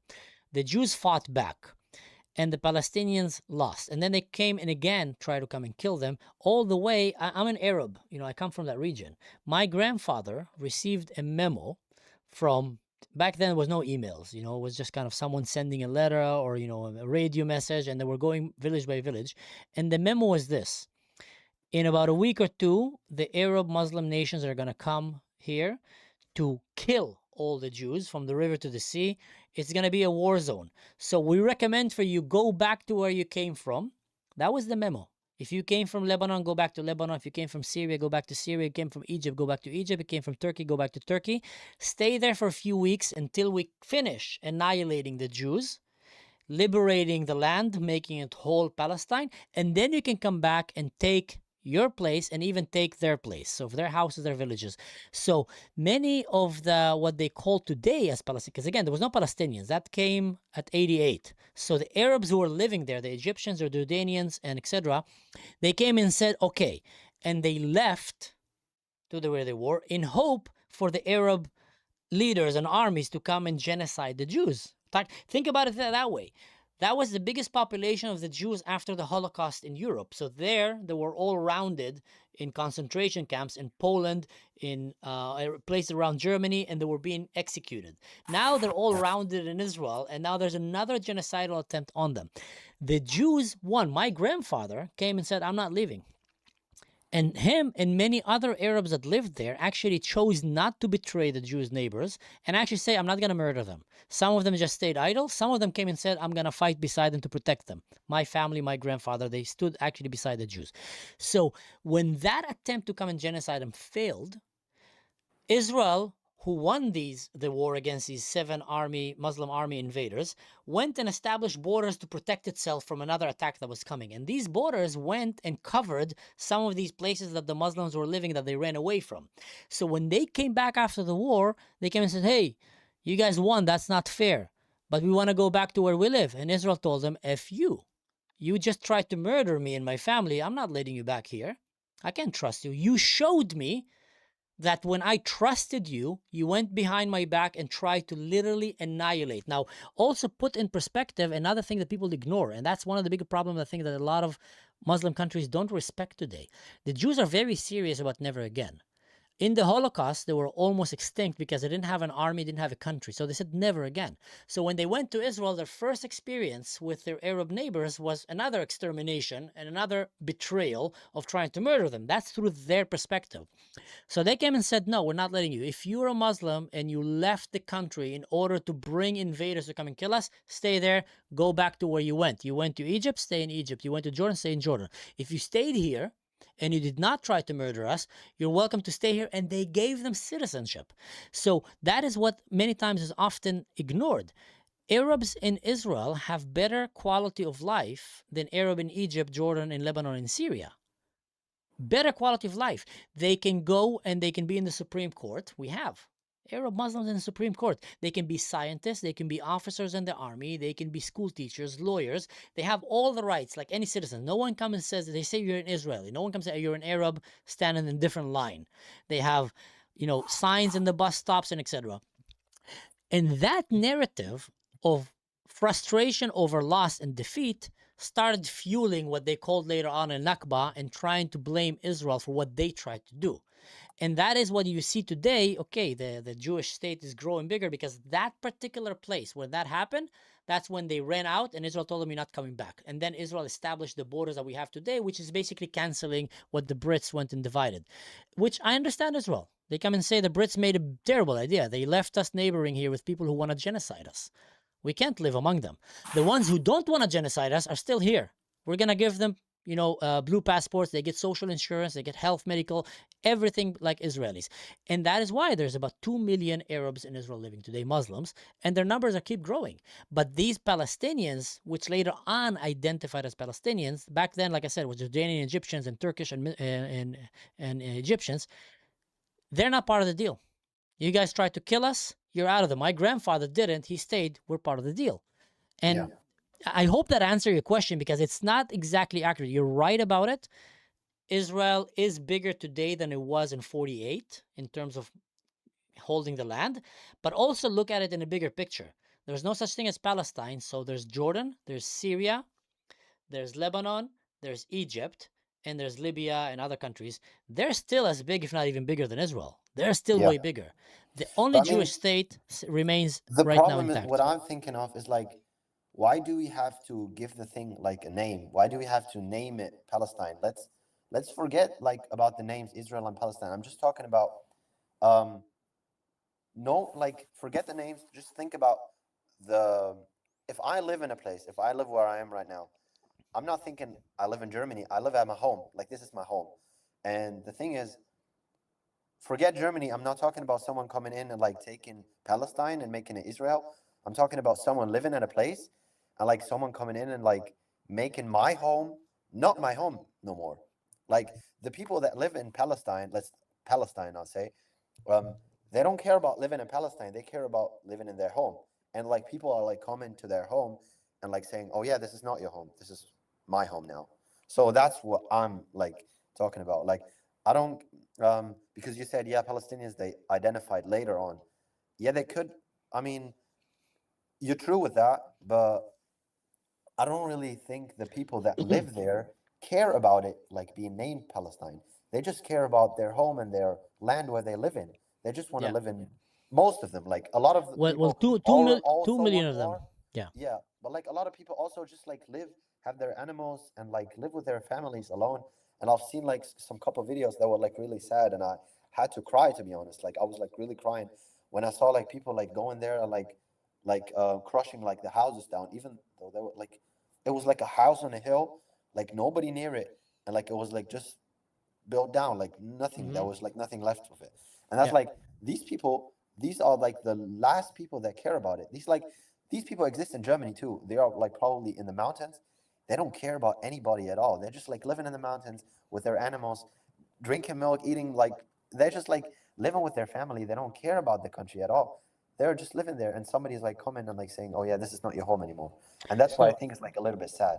No, what you're describing would be a sad situation, but it's just not accurately connected to what's happening right now, and I'll explain why. There is 2 million Muslims in Israel that still live in their land, still live in their villages, still live in their homes. They were never kicked out of their homes, and their homes became better. There's including Bedouins that their life quality became better, and they're still living in their Bedouin camps in the Negev and etc. These are the Arabs of Israel. And then you have right now the Arabs of what is called Palestine, which are not the West Bank and Gaza, which are not the Arabs of Israel. And many of them were the ones who tried to murder the Israelis, ran away, and now they're coming back and claiming. Now, they're not part of Israel. Israel's not going to let them come back to their homes. But what Israel did is actually tell them, "You listen, you ran away there, stay there." Now, Israel disengaged from Gaza, for example, and gave them Gaza. By the way, Gaza biblically was Jewish, but Israel came and said, "You know what, guys, for the sake of peace right now, here, take it." Not a single Jew left in Gaza. We went out. They gave them Gaza, gave them the hospitals, gave them the greenhouses. They destroyed down the hospitals. They made them into dungeons and cellars for terrorism. They took the pipes out of the ground from the greenhouses. I'm talking Israel is the top of the art agriculture nature in the world. And they left them the top of the art equipment and labs there. What they did is they plucked down these pipes and made bombs out of them. They took all these wires and made IEDs out of them. And they took all the cement that they broke from the hospitals and schools and start building tunnels under the ground. So the ones who stay there did not choose they want to live in peace. Now, among them, yes, they are these poor ones that 100% breaks my heart that just want to live in peace. They don't care right now if you're Israel, if you're Palestine. He just want to raise his family. He just want to give his children a better future. They're the real victim. I don't know if they're the real, that they're one of the main victims. There's a lot of victims here. They're one of the main victims that are just unfairly suffering from this war. But that was not Israel's intention right now, to go and pluck their houses. Now, when you see an image of a breaking house, I think it's important to put things in proportion. You don't always see the entire picture. That's number one. Now, could be that there was something unjust happened there, 100%. Could be. I don't know the picture. I don't know. But I just do know that there were often cases where houses were destroyed because these houses were used as bases of operation for terrorism. Labs were found under them with rocket launchers shooting from them, etc. Or houses of suicide bombers that came from this house and went and started, try to kill people. So when Israel comes to destroy a house like that, what you will get most likely, and the average person, you will not get the whole picture. You'll just see an image of a child and a mother justly crying because their house is being destroyed. And then you'll see the image of the bulldozer coming taking the house, which automatically, if I gave you only that picture, 9 out of 10, you're always going to side with the side that is crying. It's the underdog. True. It's Makes sense. You're going to side with them, but you don't know the whole picture. Now, there is settlers violence. There is Jewish violence that sometimes come and attack innocent Palestinians and just burn their properties, break down their houses, their cars, pluck down their olive trees. I personally think these people should go to jail. And that is the Israeli policy, by the way, behind it. Now, yes, there is factions in the Israeli government that are more to the extreme, thinking, no, they should not go to jail, they're fighting. I don't know. If you go and you lay a hand on a woman, a child, I don't care if you're an older man, I don't care if he's Palestinian, if he's Egyptian, if he's Israeli, and you attack him, you should go to jail. If you went and you burned an olive tree, you should go to jail. If you went and destroyed a house. But that is the law in Israel, by the way. The law in Israel says that these people should go to jail, while the law in Palestine says the other way around. If you go and do that to the Jews, you actually get money. It's called pay for slay. But I mean, what's like really sad is like most of the times also like the videos are like also like involved like people from military. And like, for example, if I go like to Germany, if I'm like in Germany and like in front of a police officer, I do a thing that's like violent, I'm obviously going to be arrested. But like most of the times these settlers like even do it in front of military. Like there are like a lot of videos where like there are like 2-3 guys with military, like they're like guns, they're like dressed in complete military, and they're doing it. They're like throwing stones at like victims and like doing all the bad things, like what you said, like also like burning the trees and everything, doing it in front of the people that actually are from the law, that would actually execute the law, but they're not doing nothing. So I'll explain to you. That makes me sad. No, that's 100% sad. I'll explain to you that also, because these images also, you need to be very careful with these images. First of all, a lot of times, some of these violent settlers that you'll see, they just wear IDF uniform, but they're not actually officially IDF. And it's very hard for an untrained eye to see the difference because it looks, but like I was an officer in the IDF, so I know like, very fast to spot if that guy's just wearing it or not. Second, yes, you do have people in the IDF that will choose to turn a blind eye if they'll see that. And that is very wrong. That is very racist. And that is something that I, as an officer, and many officers like me, if we spotted it, that soldier will pay a price. He will be relieved from duty, he will be sent to prison, and etc. for doing that.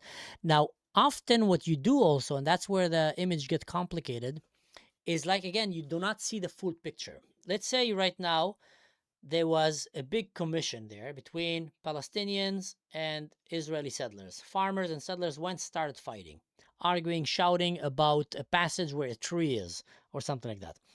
And then it gets out of control. They start throwing rocks at each other. They start, getting really aggressive. And in the Middle East, they're hot-headed. That's unfortunately, especially in the Arab world, Middle East, there's a lot of hot-headeds. Now, both sides have cameras. So the IDF get called to the spot.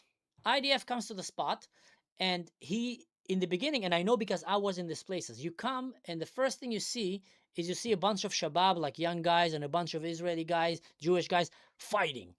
You run and you separate.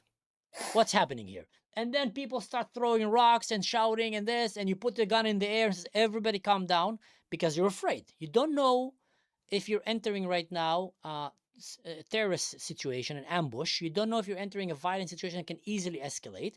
So you need to establish a quick law enforcement response and dominance in the area. Go there immediately, send the snipers to stand in key locations so no one ambush you, and see that no one from both sides You're coming right now. And then you try to separate people and people throwing punches. And then suddenly one of your soldiers get punched in the face. What is he going to do? Grab the guy who punched him, put him on the ground, lock him up. Now, another guy punched a settler. He also going to get locked up. Now, what happened is you living in Germany or Europe, you will get one image of the picture. You will see only what they filmed. All of a sudden, you see filming of an IDF soldier putting a guy to the ground with a knee to his face. And you'll see settlers in the back there shouting and cursing. You don't see the whole picture of what happened there. And that's why I say it's very easy to get the wrong impression. Now, sometimes they will come and unjustly arrest the wrong person because they got the wrong image. It was not the intent, but they got the wrong image. They got there and they speak the language. This guy speaks Hebrew. He speaks Hebrew. He told them, yeah, these guys, Bnei Elif, blah, blah, blah, start cursing them. They did that to me. He goes to the guy and he's speaking Arabic to them, F you, and he grabs him. But that's like in Germany or anywhere in the police where you have like a fight and the police responds and they get the wrong image because whoever reported first, or just because they feel more comfortable because the police is white, they came to a place where there's white guys fighting black guys, and they sided automatically with the white guy that actually the white guy was maybe the one who did the problem. But it doesn't mean that the system itself support that. It just means that these are isolated cases, maybe happen more often than we'd want them to happen, unfortunately, but doesn't represent the system. So that's what I want to say. You need to be very careful when you see these images, because I've been on the other side of these images where things were portrayed so wrong from what happened there because people with narrative and agenda wanted to make it look like pro-Israel or pro-Palestine, pro-Islam or pro-Judaism, pro-Christianity. But then And it's that's the like problem. hard to know what to believe actually. But then as a person that doesn't live there, how are you gonna like make sides? Who are you gonna make sides with? So for example, what I've already also like seen is like a movie like two years ago. It was also about this, or like 1 year ago. It was also about this. It was like a documentation movie. I don't know if you know it. It's called No Other Land. I've never watched it. Is it good? Do you know something about it? I've heard about It's it. from 2024. This one, and this is basically that's this the one that film. won the Oscar. Yes, sir. This film was made by a Palestinian-Israeli collective, shows the destruction of the occupied West Bank's Masafar Yatta by Israeli soldier, an alliance which develops between the Palestinian activist Basil and Israeli journalist Yuval. So that movie also like made me really sad because there were actually some scenes where like the people in the place, Masafar Yatta it's called, were attacked for no reason. They were like just living peacefully, and they were. It's like hard because how am I gonna be like, how am I involved in something when I'm just living in my place trying to live my life, and like somebody comes and like says, oh yeah, no, now this is my place, or like now you gotta see what you have to do because like always getting people, like I hate it when people get involved in problems that they didn't even participate on, they don't even want to be part of. So yeah, no, I haven't watched the movie. I know it was very controversial. There were people for the both sides liking it and hating it. I didn't have time to watch it, so I don't know exactly what's in it. But I would say this: there is a lot of unjust that is happening. There is a lot of unjust that is happening, under the sun. And whenever you have humans, especially when you have humans who are hurt and have emotions, and people that had their grandfather hurt, their mother hurt, their child hurt, their uncle died, here and there. The narrative becomes very emotional, and now add religion to it. All of a sudden you have also the religions are different, and they have different views about how the end game should look like. And you mix it all together. Anyone who will tell you Israel is a holy cow, they've never done anything wrong, just have no idea what he's talking about, or just simply lying. Israel is not a holy cow. Israel do mistakes. Israelis do mistakes. Muslims are not a holy cow. Muslims do mistakes. Muslim countries do mistakes. We all do mistakes. I mean, we all do mistakes. And the question is, do we really try to fix it? And if we really try to fix it, are we really honest enough to come and sit and point out the real problems in order to fix it? So I think we've never reached that level of honesty to actually come and say, how can we really fix it? But one of the reasons, it's not because it's kumbaya and all sides are equal of the same coin. It is because in Israel, people have lost hope that the Palestinians actually want to have peace. And that is because, and again, we're looking at the big picture now, not in the small picture. Because in the small picture, you have these stories here that are heartbreaking, unjust. It makes me want to cry sometimes when I see some of these stories because, Should I tell you a story that happened to me when I was in the IDF? Do you want to hear a story? Yeah, go ahead. That will give you a good example. So I was an officer in the IDF in the Special Forces, and we once had a mission to go and arrest few people that were known by the intelligence to be involved in planning a terrorist attack against Israelis in Israel. So some of them were building a lab where they were building weapons and bombs. Others were like planning recruiting, and others were like ready to go for the operation. And the names that were given to us, that's the name of the person, that's where he lives, that's his image, you know. And sometimes there was not too much also explanation how the guy looks like, because, you know, he was very much under the ground, kind of, you don't know exactly, but you know, give or take the name and where he lives, you need to find him. So we went on the mission. Now, I speak Arabic. And I went and I ended up in one night going through 4 different Palestinian houses. And in one of them, that terrorist was. But the other 3, I knocked on the door in the middle of the night. Now, you need to be ready. You're going to get shot through the door, maybe. And when the father came to the door, I saw he was an honorable Palestinian man who just woke up scared. He sees soldiers outside. Now, I know the culture. So what I did is, after I secured and made sure there's no ambush here, I showed him the utmost level of respect. Because I know if I will show him now, humiliate him in front of his children, I've just created the next terrorist who's going to come and hate us. Yeah, that's the thing. And yeah. this man, he's the owner of the house. And as much as I could, even though right now I'm the authority, you know, of the police, of the government, of the force, and I want his children who woke up to see that he's the man of the house. So I went and I said, "Marhaba ya ammi, ma'alish, you know, I'm very sorry. We're just gonna have to search through your house. We have the warrant here. We're just gonna have to search. I'm terribly sorry for waking you up. Is there anything you wanna maybe take some time to make sure your wife is covered?" And he was so, even though we're in his house, you can see that he was honored that I'm letting him look like a dignified human in front of his kid. A child needs to see his father as a hero. And I ended up going through these houses, and sometimes I even drank coffee with them while we finished. And I said sorry when I finished. I apologized for coming to your house when we didn't find. And we found that terrorists took him out. When we got into the rendezvous location where we come, one of my friend who was a Jewish officer who did not speak Arabic like me and did not understand the culture comes out of a Jeep, and I hear him a bit kind of panicking. And I says, "What happened?" He says, "Listen, we went in, things got really hot. They were throwing rocks at us, grenades, shooting. And my soldiers told me in the radio that they got the guy. So I said, everybody get out of here. We got the guy. We got out. But now I see that the guy they got is 6 years old."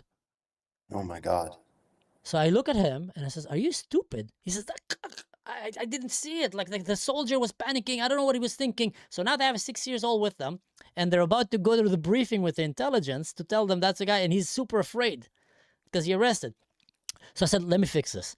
I grabbed the kid. I talked to him. I figure out, you know, through the intelligence, the number of his father, his family. I called the father and I said, "Marhaba ya ammi, this is Zabit Captain Mansour speaking.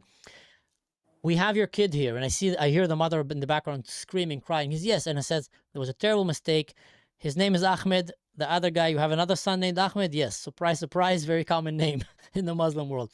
And I said, "How old is he?" He says, "He's 21. I says, "Yeah, well, that's the one we're looking for." So what I can do right now is I can either come with force, bring back your kid and grab that kid, and things, I cannot guarantee that things will be peacefully, or we can come in peace and you make sure you bring your kid because he's wanted in Israel for very bad stuff, and I give back your kid here and things could be done in the most peaceful way. And that father did not support terrorism, by the way, and he was very shocked to know that his kid was involved in this. So he came and he says, "You have my word, I'm going to bring him." We drove back. I came to my Israeli friend officer. I gave him a slap on the helmet. I said, "Next time, don't do these stupid mistakes. You need to be more..." Again, it's very easy to judge, but when you're in battle, in combat, it gets very scary sometimes. Gets heated, yeah. So we went in, I grabbed that kid, and as I was going, I saw that he was handcuffed with his hand behind his back, and I slapped the other soldier. "You stupid." He says, "This is policy." I said, "Man, the guy is 6. Give him a teddy bear. You know, give him a bottle of milk. What do you..."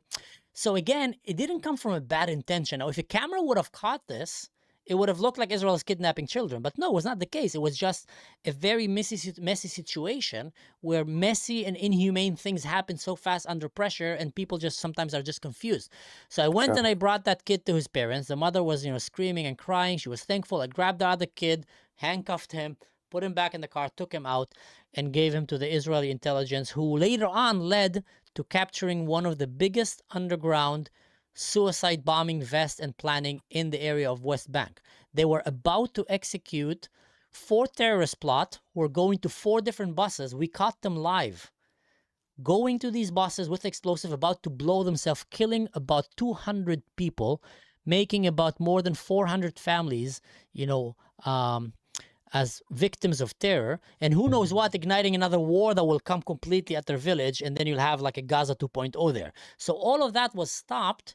And in that operation to stop something so bad and terrible, there were things that happened that got out of control. And luckily, for example, in that case, I knew the Arab culture. I was able to come and bring a more peaceful resolution. But if, let's say, someone like me who didn't know the Arab culture so well, things could have really got out of control right now. What do you do with a 6 years old? You go back, they start shooting at you, things get complicated. A 6-year-old died in the fire exchange and everything goes out. So that's what I mean. Often you don't get the real picture. Now, I was there. I saw it. And then later on, I saw the media coming saying Israel kidnapped children. We didn't kidnap that kid.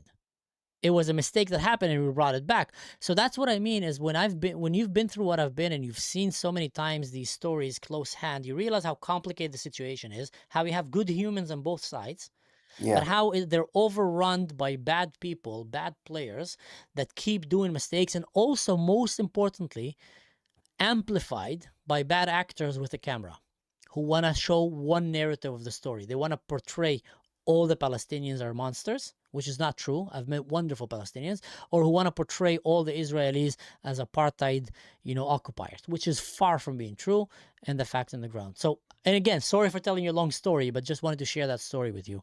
Hopefully. That was nice. Yeah.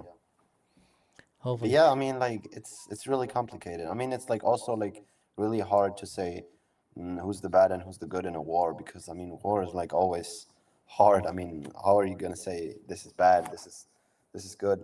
It's hard to side with. But I mean, if the best outcome for me is not that a country wins, because I don't really care. Like, I don't know how some people are like making. What I also don't understand, how are people like making sympathy with other people just because they're from the same country, or like don't like people because they're from another country. So I don't support that at all. So what my personal best outcome would be is not if this country wins or this country wins. It's like if the most people possible survive this. So how are we going to achieve this? Like, it's really difficult. Like, nobody's gonna say, oh yeah, I want to be the better one, so I'm just gonna stop fighting. Where are we gonna end?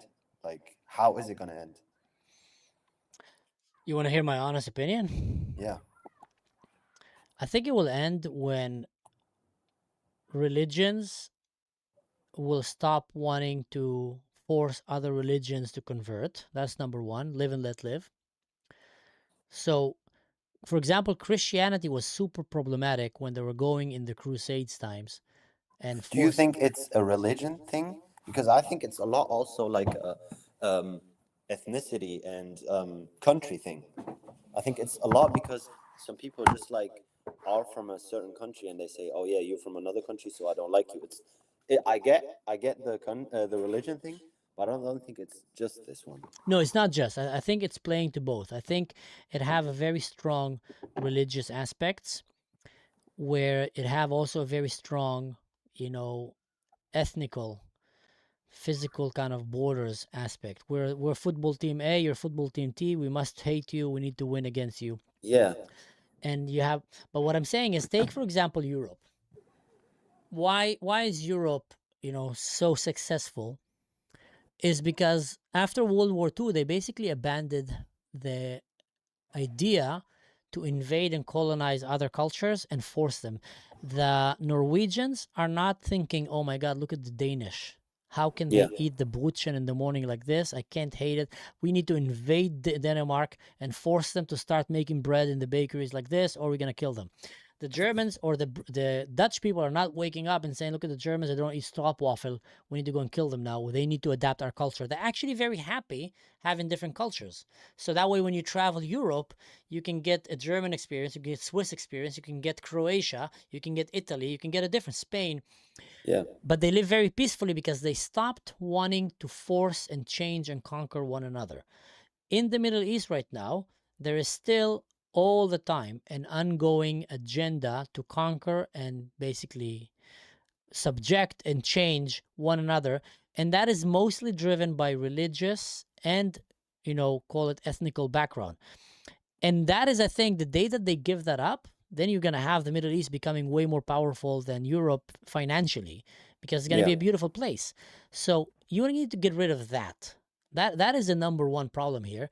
And that's what I mean. It's still by religion because, and let's be honest, it is coming mostly from Arab Muslim countries who are still in a constant state of dictatorship and war over resources and power, rather than see how can we live with one another.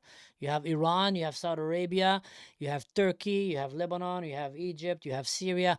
All these countries, give them the chance, they'll just go on each other. And then you have Israel in the middle, and they want to go against Israel, rather than coming and saying, let's live together. It's hard to like say it's only like the Arab thing, because like if we look into history, it's been also like the most like known wars are also like American made. Like America went to 100%. to Vietnam. America was like fighting the big communism thing against the Soviet Union. So America's like also been like, it's like making wars that the people in the country wouldn't even support. The people didn't even want to go to war. They were sending like 16-year-olds to Vietnam, and that was like, I don't know if it's only the Muslim made thing. No, in the big picture of history, you're 100% right. It's not only Muslim. I'm talking in the current right now situation. Oh yeah, okay. In the current situation, thank God that Europe and the Christian world, call it, was able to evolve from this puberty and to become more mature and says we don't need to fight anymore, guys. Yeah. The Arab world is still in that stage. They're still not, like, for example, Syria want to invade Lebanon right now, and Lebanon is afraid of that. Jordan and Egypt are building big borders for one another because they don't trust one another, because they're still in that level of not how can we build together and become good and better together. They're still like, how can I defeat you and take what's yours and make what's mine better? I want to take care of my family, my tribe. Yeah. That is the state in the Middle East right now. That you're 100% right. It used to be also in Asia. I mean, come on, Genghis Khan killed more than anyone alive. Sure. It's like the Mongols have raped more people than the history of, like they say that 1 out of 10 people in the world right now is direct descendant of Genghis Khan, because he went and raped so many women. I know about it. I don't know the numbers exactly, but like it's insane. But they stopped also, like doing the Belgian dictator, the King Leopold. I don't know. Yeah. They did horrific stuff, man. Horrific stuff. So no, it's not like they were all goody tissues, but thank God this is behind us. So right now we don't have that, but you still have that in the Arab Muslim world, and that's what I said. They need to go through their adolescence and puberty and stop having this. And then you'll have all of a sudden a much better. And with all credit to Israel, and I'm going to give it credit here, Israel is still more in the European Western mentality. They're not thinking, how can I invade Lebanon and conquer Lebanon? They've been there. They went out. They're not thinking how they actually just want to. Basically, the IDF, Israel Defense Force, they're kind of an irresponsible adult in a room full of irresponsible teenagers. And they're trying to not behave like the teenagers, but also trying to put the boundaries. Hey guys, whoop, whoop, whoop, whoop, whoop. So that's why it's very easy to judge Israel, but when you're not living in that area. And I genuinely think the moment that they will adapt this philosophy of live and let live, which is the most beautiful thing that the West have adapted, even America, like look at the US now and South America. South America have nothing they can do to stop America from invading them and conquering them if they wanted to. Thank God, America. I mean, they're basically also like doing parts of it right now. I mean, Donald Trump, doing parts, but you cannot come and say. He went to Panama. He went to Greenland. Is it Greenland in Germany? He talked about going to Greenland, which I think was a crazy, stupid thing to say. He talked about. I think he was, between talking. I know that one interview when he said, "Yeah, I might take this country." I forget which country was he. Greenland, yeah, Greenland. He also he talked about Colombia. Panama? Was it Panama? Colombia, I think. Yeah, Colombia. Yeah. It was ridiculous. Like, yeah. Also, like America went like in a South American country, and they took like the oil from it. I don't remember which one was it. Venezuela. You're talking about Venezuela. That so was ridiculous. Again, you cannot say it's the same thing, and I tell you why you cannot say it's the same thing. Yes, they went and they arrested a dictator that was very bad for his people and that was actually robbing that country from its resources and giving it to China, to Iran, and to Russia. and supporting terrorism and communism. So he was already very clearly enemy of America, and then he was bringing a lot of drugs through cartels to America, so they made it very easy for them, call him a terrorist, and now we can go and arrest him. They went and arrested him. Yeah, I mean But they that's did also not like I've seen. conquer Venezuela. And also, America can go and conquer Mexico right now. They're not doing that. They can go and conquer, So what I'm saying is, and hopefully America will stay that way. Like if America flip, we're in big trouble right now. Like no one can really stop them. True. But hopefully, I don't know if you've seen the TV series The Boys. Have you watched The Boys? I've seen The Boys, yeah. So America, I call them, America is like Superman, but one day, hopefully, they will never turn to be Homelander. That's when things will get really bad. Because America is right now like Superman. They can do whatever they want. No one is strong enough to stop them. Yeah. But if they will I start mean, they behaving like might be already Homelander, Homelander. They it might could already be. Homelander. I hope not, but they're not yet. Because like Homelander has always like been pretending to be the hero. Yeah, yeah. But still, like looking at the result, I mean, there might be. 100%. We never know until it's too late. But right now, based on their actions, America is not just trying to go and expand their empire and conquer other countries. They're actually living peacefully with trades with other countries. If they'll become a Homelander, that's a very bad story. Different there. So you cannot come and say that it's the same thing like in the Arab world. In the Arab world, I would say right now, still, they're in constant state of conquest and of war, and they need to get out of it. We in the West need to make sure that we don't go back to it. We've been there. Yeah. The West was actually leading there. So we need to make sure that we should not go back to there. Because if we will go back to there, you're not originally German, right? Like No, I'm not. I'm Moroccan. Moroccan. So, life will become very, very not nice for me and for you if things will go back to that, True. So we're very much enjoying the fruits of Western hospitality and Western human rights, which are based on, the values of Greek philosophy, you can call it mythology, Roman law, and Judeo-Christian values that brought this whole thing that we're all created in the image of God. So me and you in the Western world are considered equal, and including Merkel and Donald Trump. We're all considered equal in the Western world. Yeah. Because we're all humans. So we play roles. You can be a police officer, he can be a garbage guy, he can be the president, but we're all playing roles in that sand game called Western civilization. I hope that doesn't change. But if you go to dictatorship countries or totalitarian countries, they're not playing by these same rules. You're not equal. You are defined by the family you were born into and by the religion you came from and by the, group that you're affiliated with. Yeah. And that is right now the situation in the Middle East, mostly, and that is commonly ignored. And I think that's where the problem lays. But what I would love to know is, do you think that problem would be solved if the place that's called Palestine right now would be completely owned by Israel? Like if that place would be completely Israel, do you think that would solve the problem? Because I doubt it. I really doubt it. I don't think that would solve the problem. I don't think that would solve it at all. I think the problem is coming from education and from home. And I think also like poverty is a big thing. And I mean, what is that?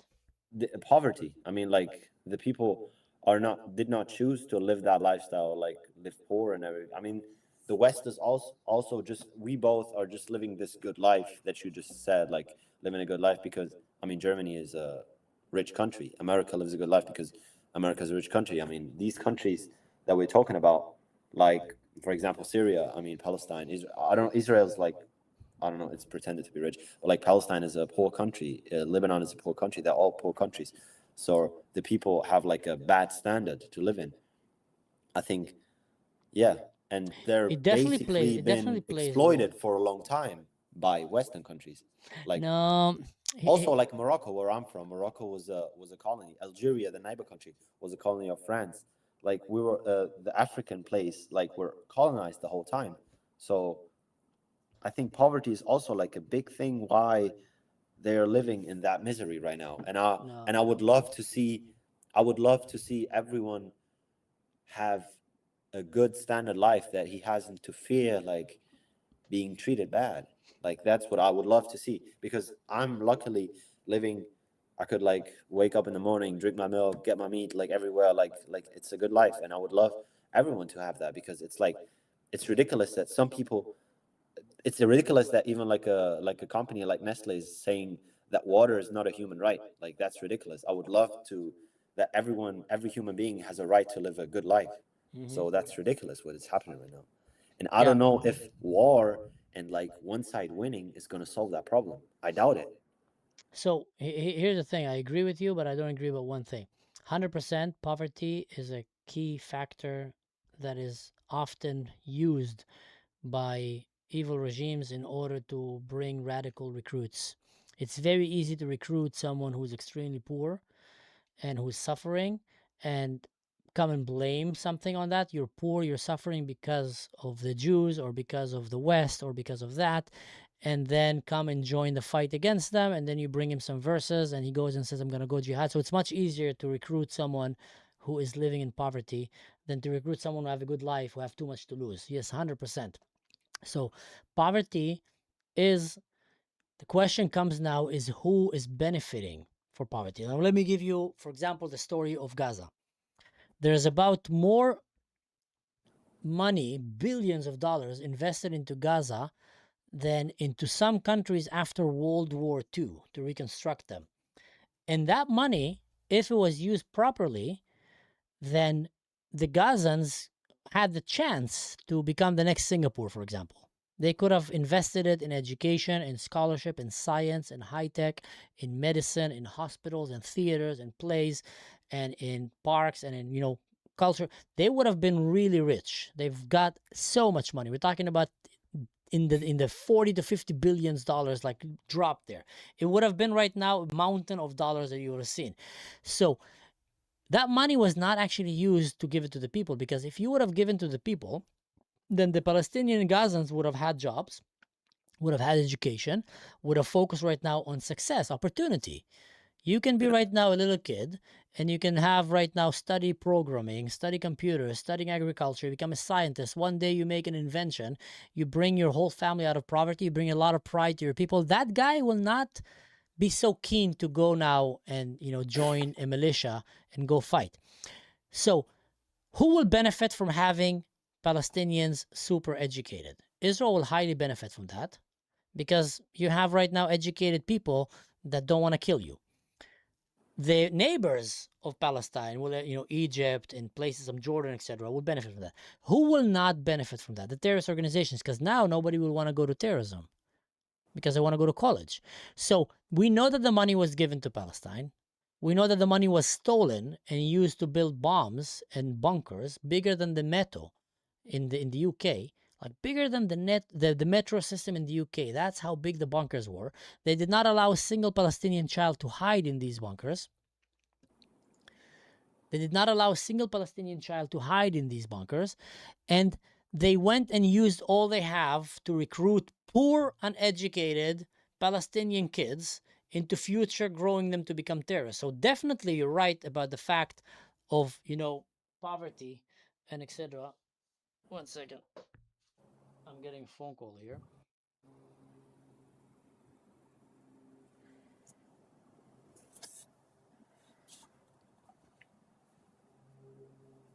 So you're definitely right about, you know, the poverty aspect. It plays a huge role. But what happened is you need to look behind who wants these people to be uneducated. Who wants them to be poor? The people who don't want the world to end, the war to end.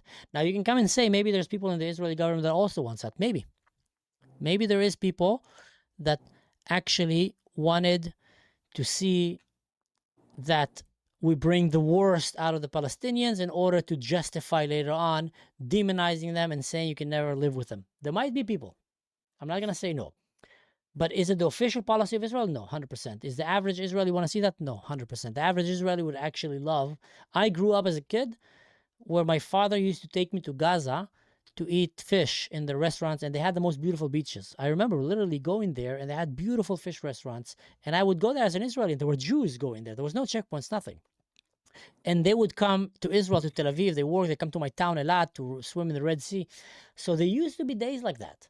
But these days were stolen and were replaced with radical religious fanaticness that was encouraging suicide bombings and intifada against Israel, forced Israel to come and start building defenses, and forced Israel also. Golda Meir said something very smart, and I don't know if you heard of Golda Meir. She was like the first female prime minister of Israel. No, a badass. She's a very fascinating lady. She was the first female prime minister of Israel, I think way before Europe or America had it. And She went and she said, and I hope I'm not butchering the statement, we can forgive the Arabs for killing our children, but we can never forgive them for making us kill their own children. And I think like when you realize that statement, that is a very powerful statement. We can forgive the Arabs for killing our children, meaning that one day I can sit with them and we can choose to have peace, even though I know your father fought against my father and there was terrible things. That's what Israel did with the Nazis, for example. Israel today forgave the Germans for killing their children. It's insane. What an unfortunate thing. How you doing? Hey, how's it going, man? Rick and Morty. I love the poster Yes. behind you. I love that poster.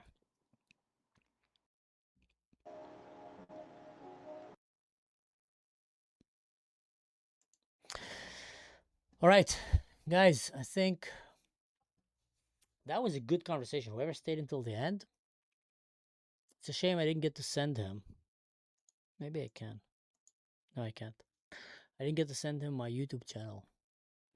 But I didn't even get to ask him his name. That is sad. I like that guy. That was a good conversation. He was asking genuine questions. You can see that he have his own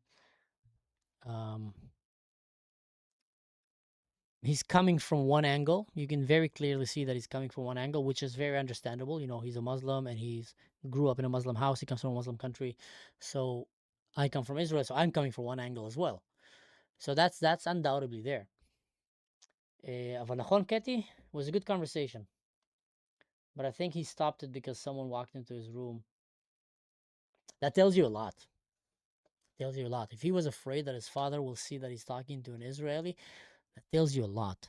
Because imagine right now, you are a curious Muslim young man, and you really want to know, and you're ready to genuinely go and face the stigmas and the blood label and listen to the other side. You have a conversation, but then all of a sudden your family member comes and you shut the phone and you hide. That tells you a lot. Like if I will be talking to a Palestinian or a Syrian or even an IRGC member right now from Iran, and my mom or my sister or my uncle will walk into the room, I will be super excited to tell them, come up, we're talking to right now someone from an enemy country who's willing to talk. I will call them excitingly and bring them. But on the other side, you see this often that they will have to hide. And that is, I think, a very serious badge of shame, call it, to the discord in the other societies. Right? What do you guys think?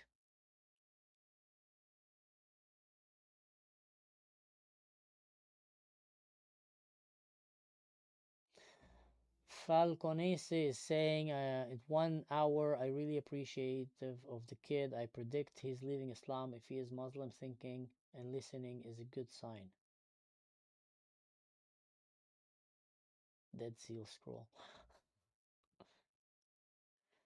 Thank you, Debbie. I appreciate it. Yeah, that was a great conversation. I agree. They are poor because they follow an unpredictable ideology. Yeah, I was aiming there. You're right about that, Owen Jones. You're right about that. It's a lot of the poverty is self-inflicted in these Muslim countries, and it's coming because it's just not a. I mean, think about it.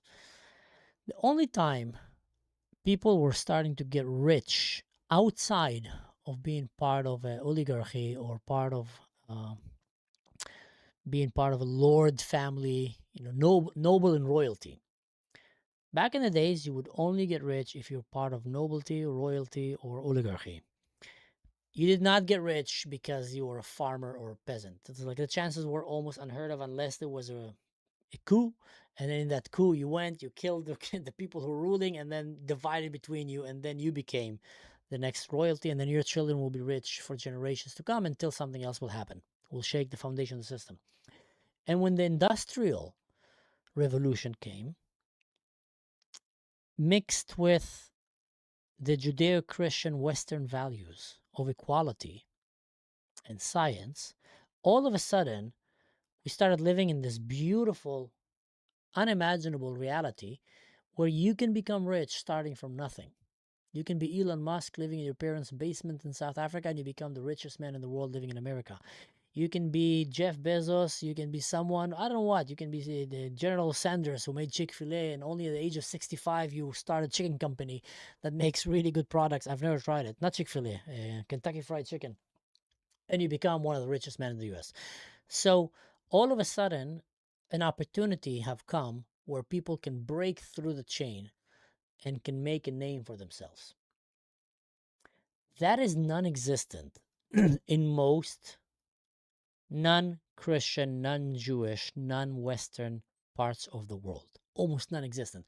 The only places that started to be existed is when they started adapting Western civilization, blueprints and taking them and putting them in their culture while maintaining some aspect of their culture. All of a sudden, then you can have, to some extent, individuals that are not part of oligarchy or royalty becoming very rich. China was very failing for a very long time, and then they started adapting US, American, Western European systems of economy, adapted it into their dictatorship kind of government, and started exploiting the market, by the way, in these countries in order to bring wealth to their country. That's one example. In the Muslim world, the Muslim countries that became filthy, stupidly rich is because of their ties and connections and technology to the West, to the Jewish and Christian technology. Think about it. And go and try to challenge that. Turkey. I mean, the Muslim world did not invent anything. They will be still sitting on camels and donkeys, maybe horses at best, shooting bows at fighter jets. But they adapted Western airplanes, Western tanks, Western cars, Western screwdrivers, and Western screws and nails to build everything they have in their society. So they're living on the success and the wealth of the Western civilization, which is Judeo-Christian world. And now they're trying to take advantage of that. But what happened is if you let them go, they will destroy it. And that is the problem that I think is very much ignored. Very much ignored. Do you guys agree with me? Yeah, only Muslims have right of return. Yeah, that's right, UV. It's always them.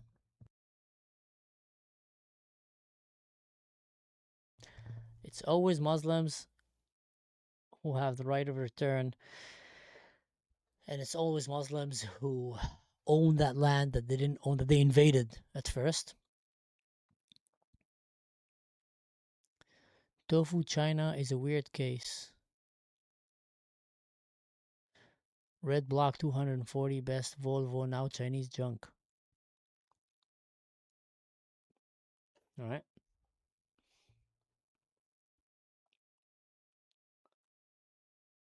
Yeah. Half of Turkey wants to overthrow tyrannical government of Erdogan. Yeah. Look at the Kurds, guys. Look at the Kurds. The Kurds should be the prime example of how would the Middle East look if it was Muslim, but in a way that is tolerant.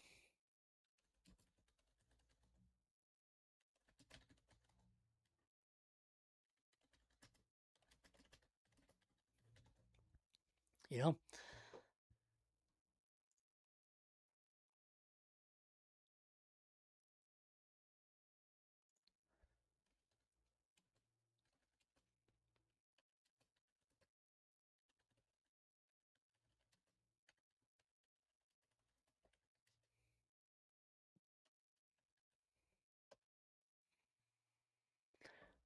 Someone is trying to convince me to play World of Warcraft.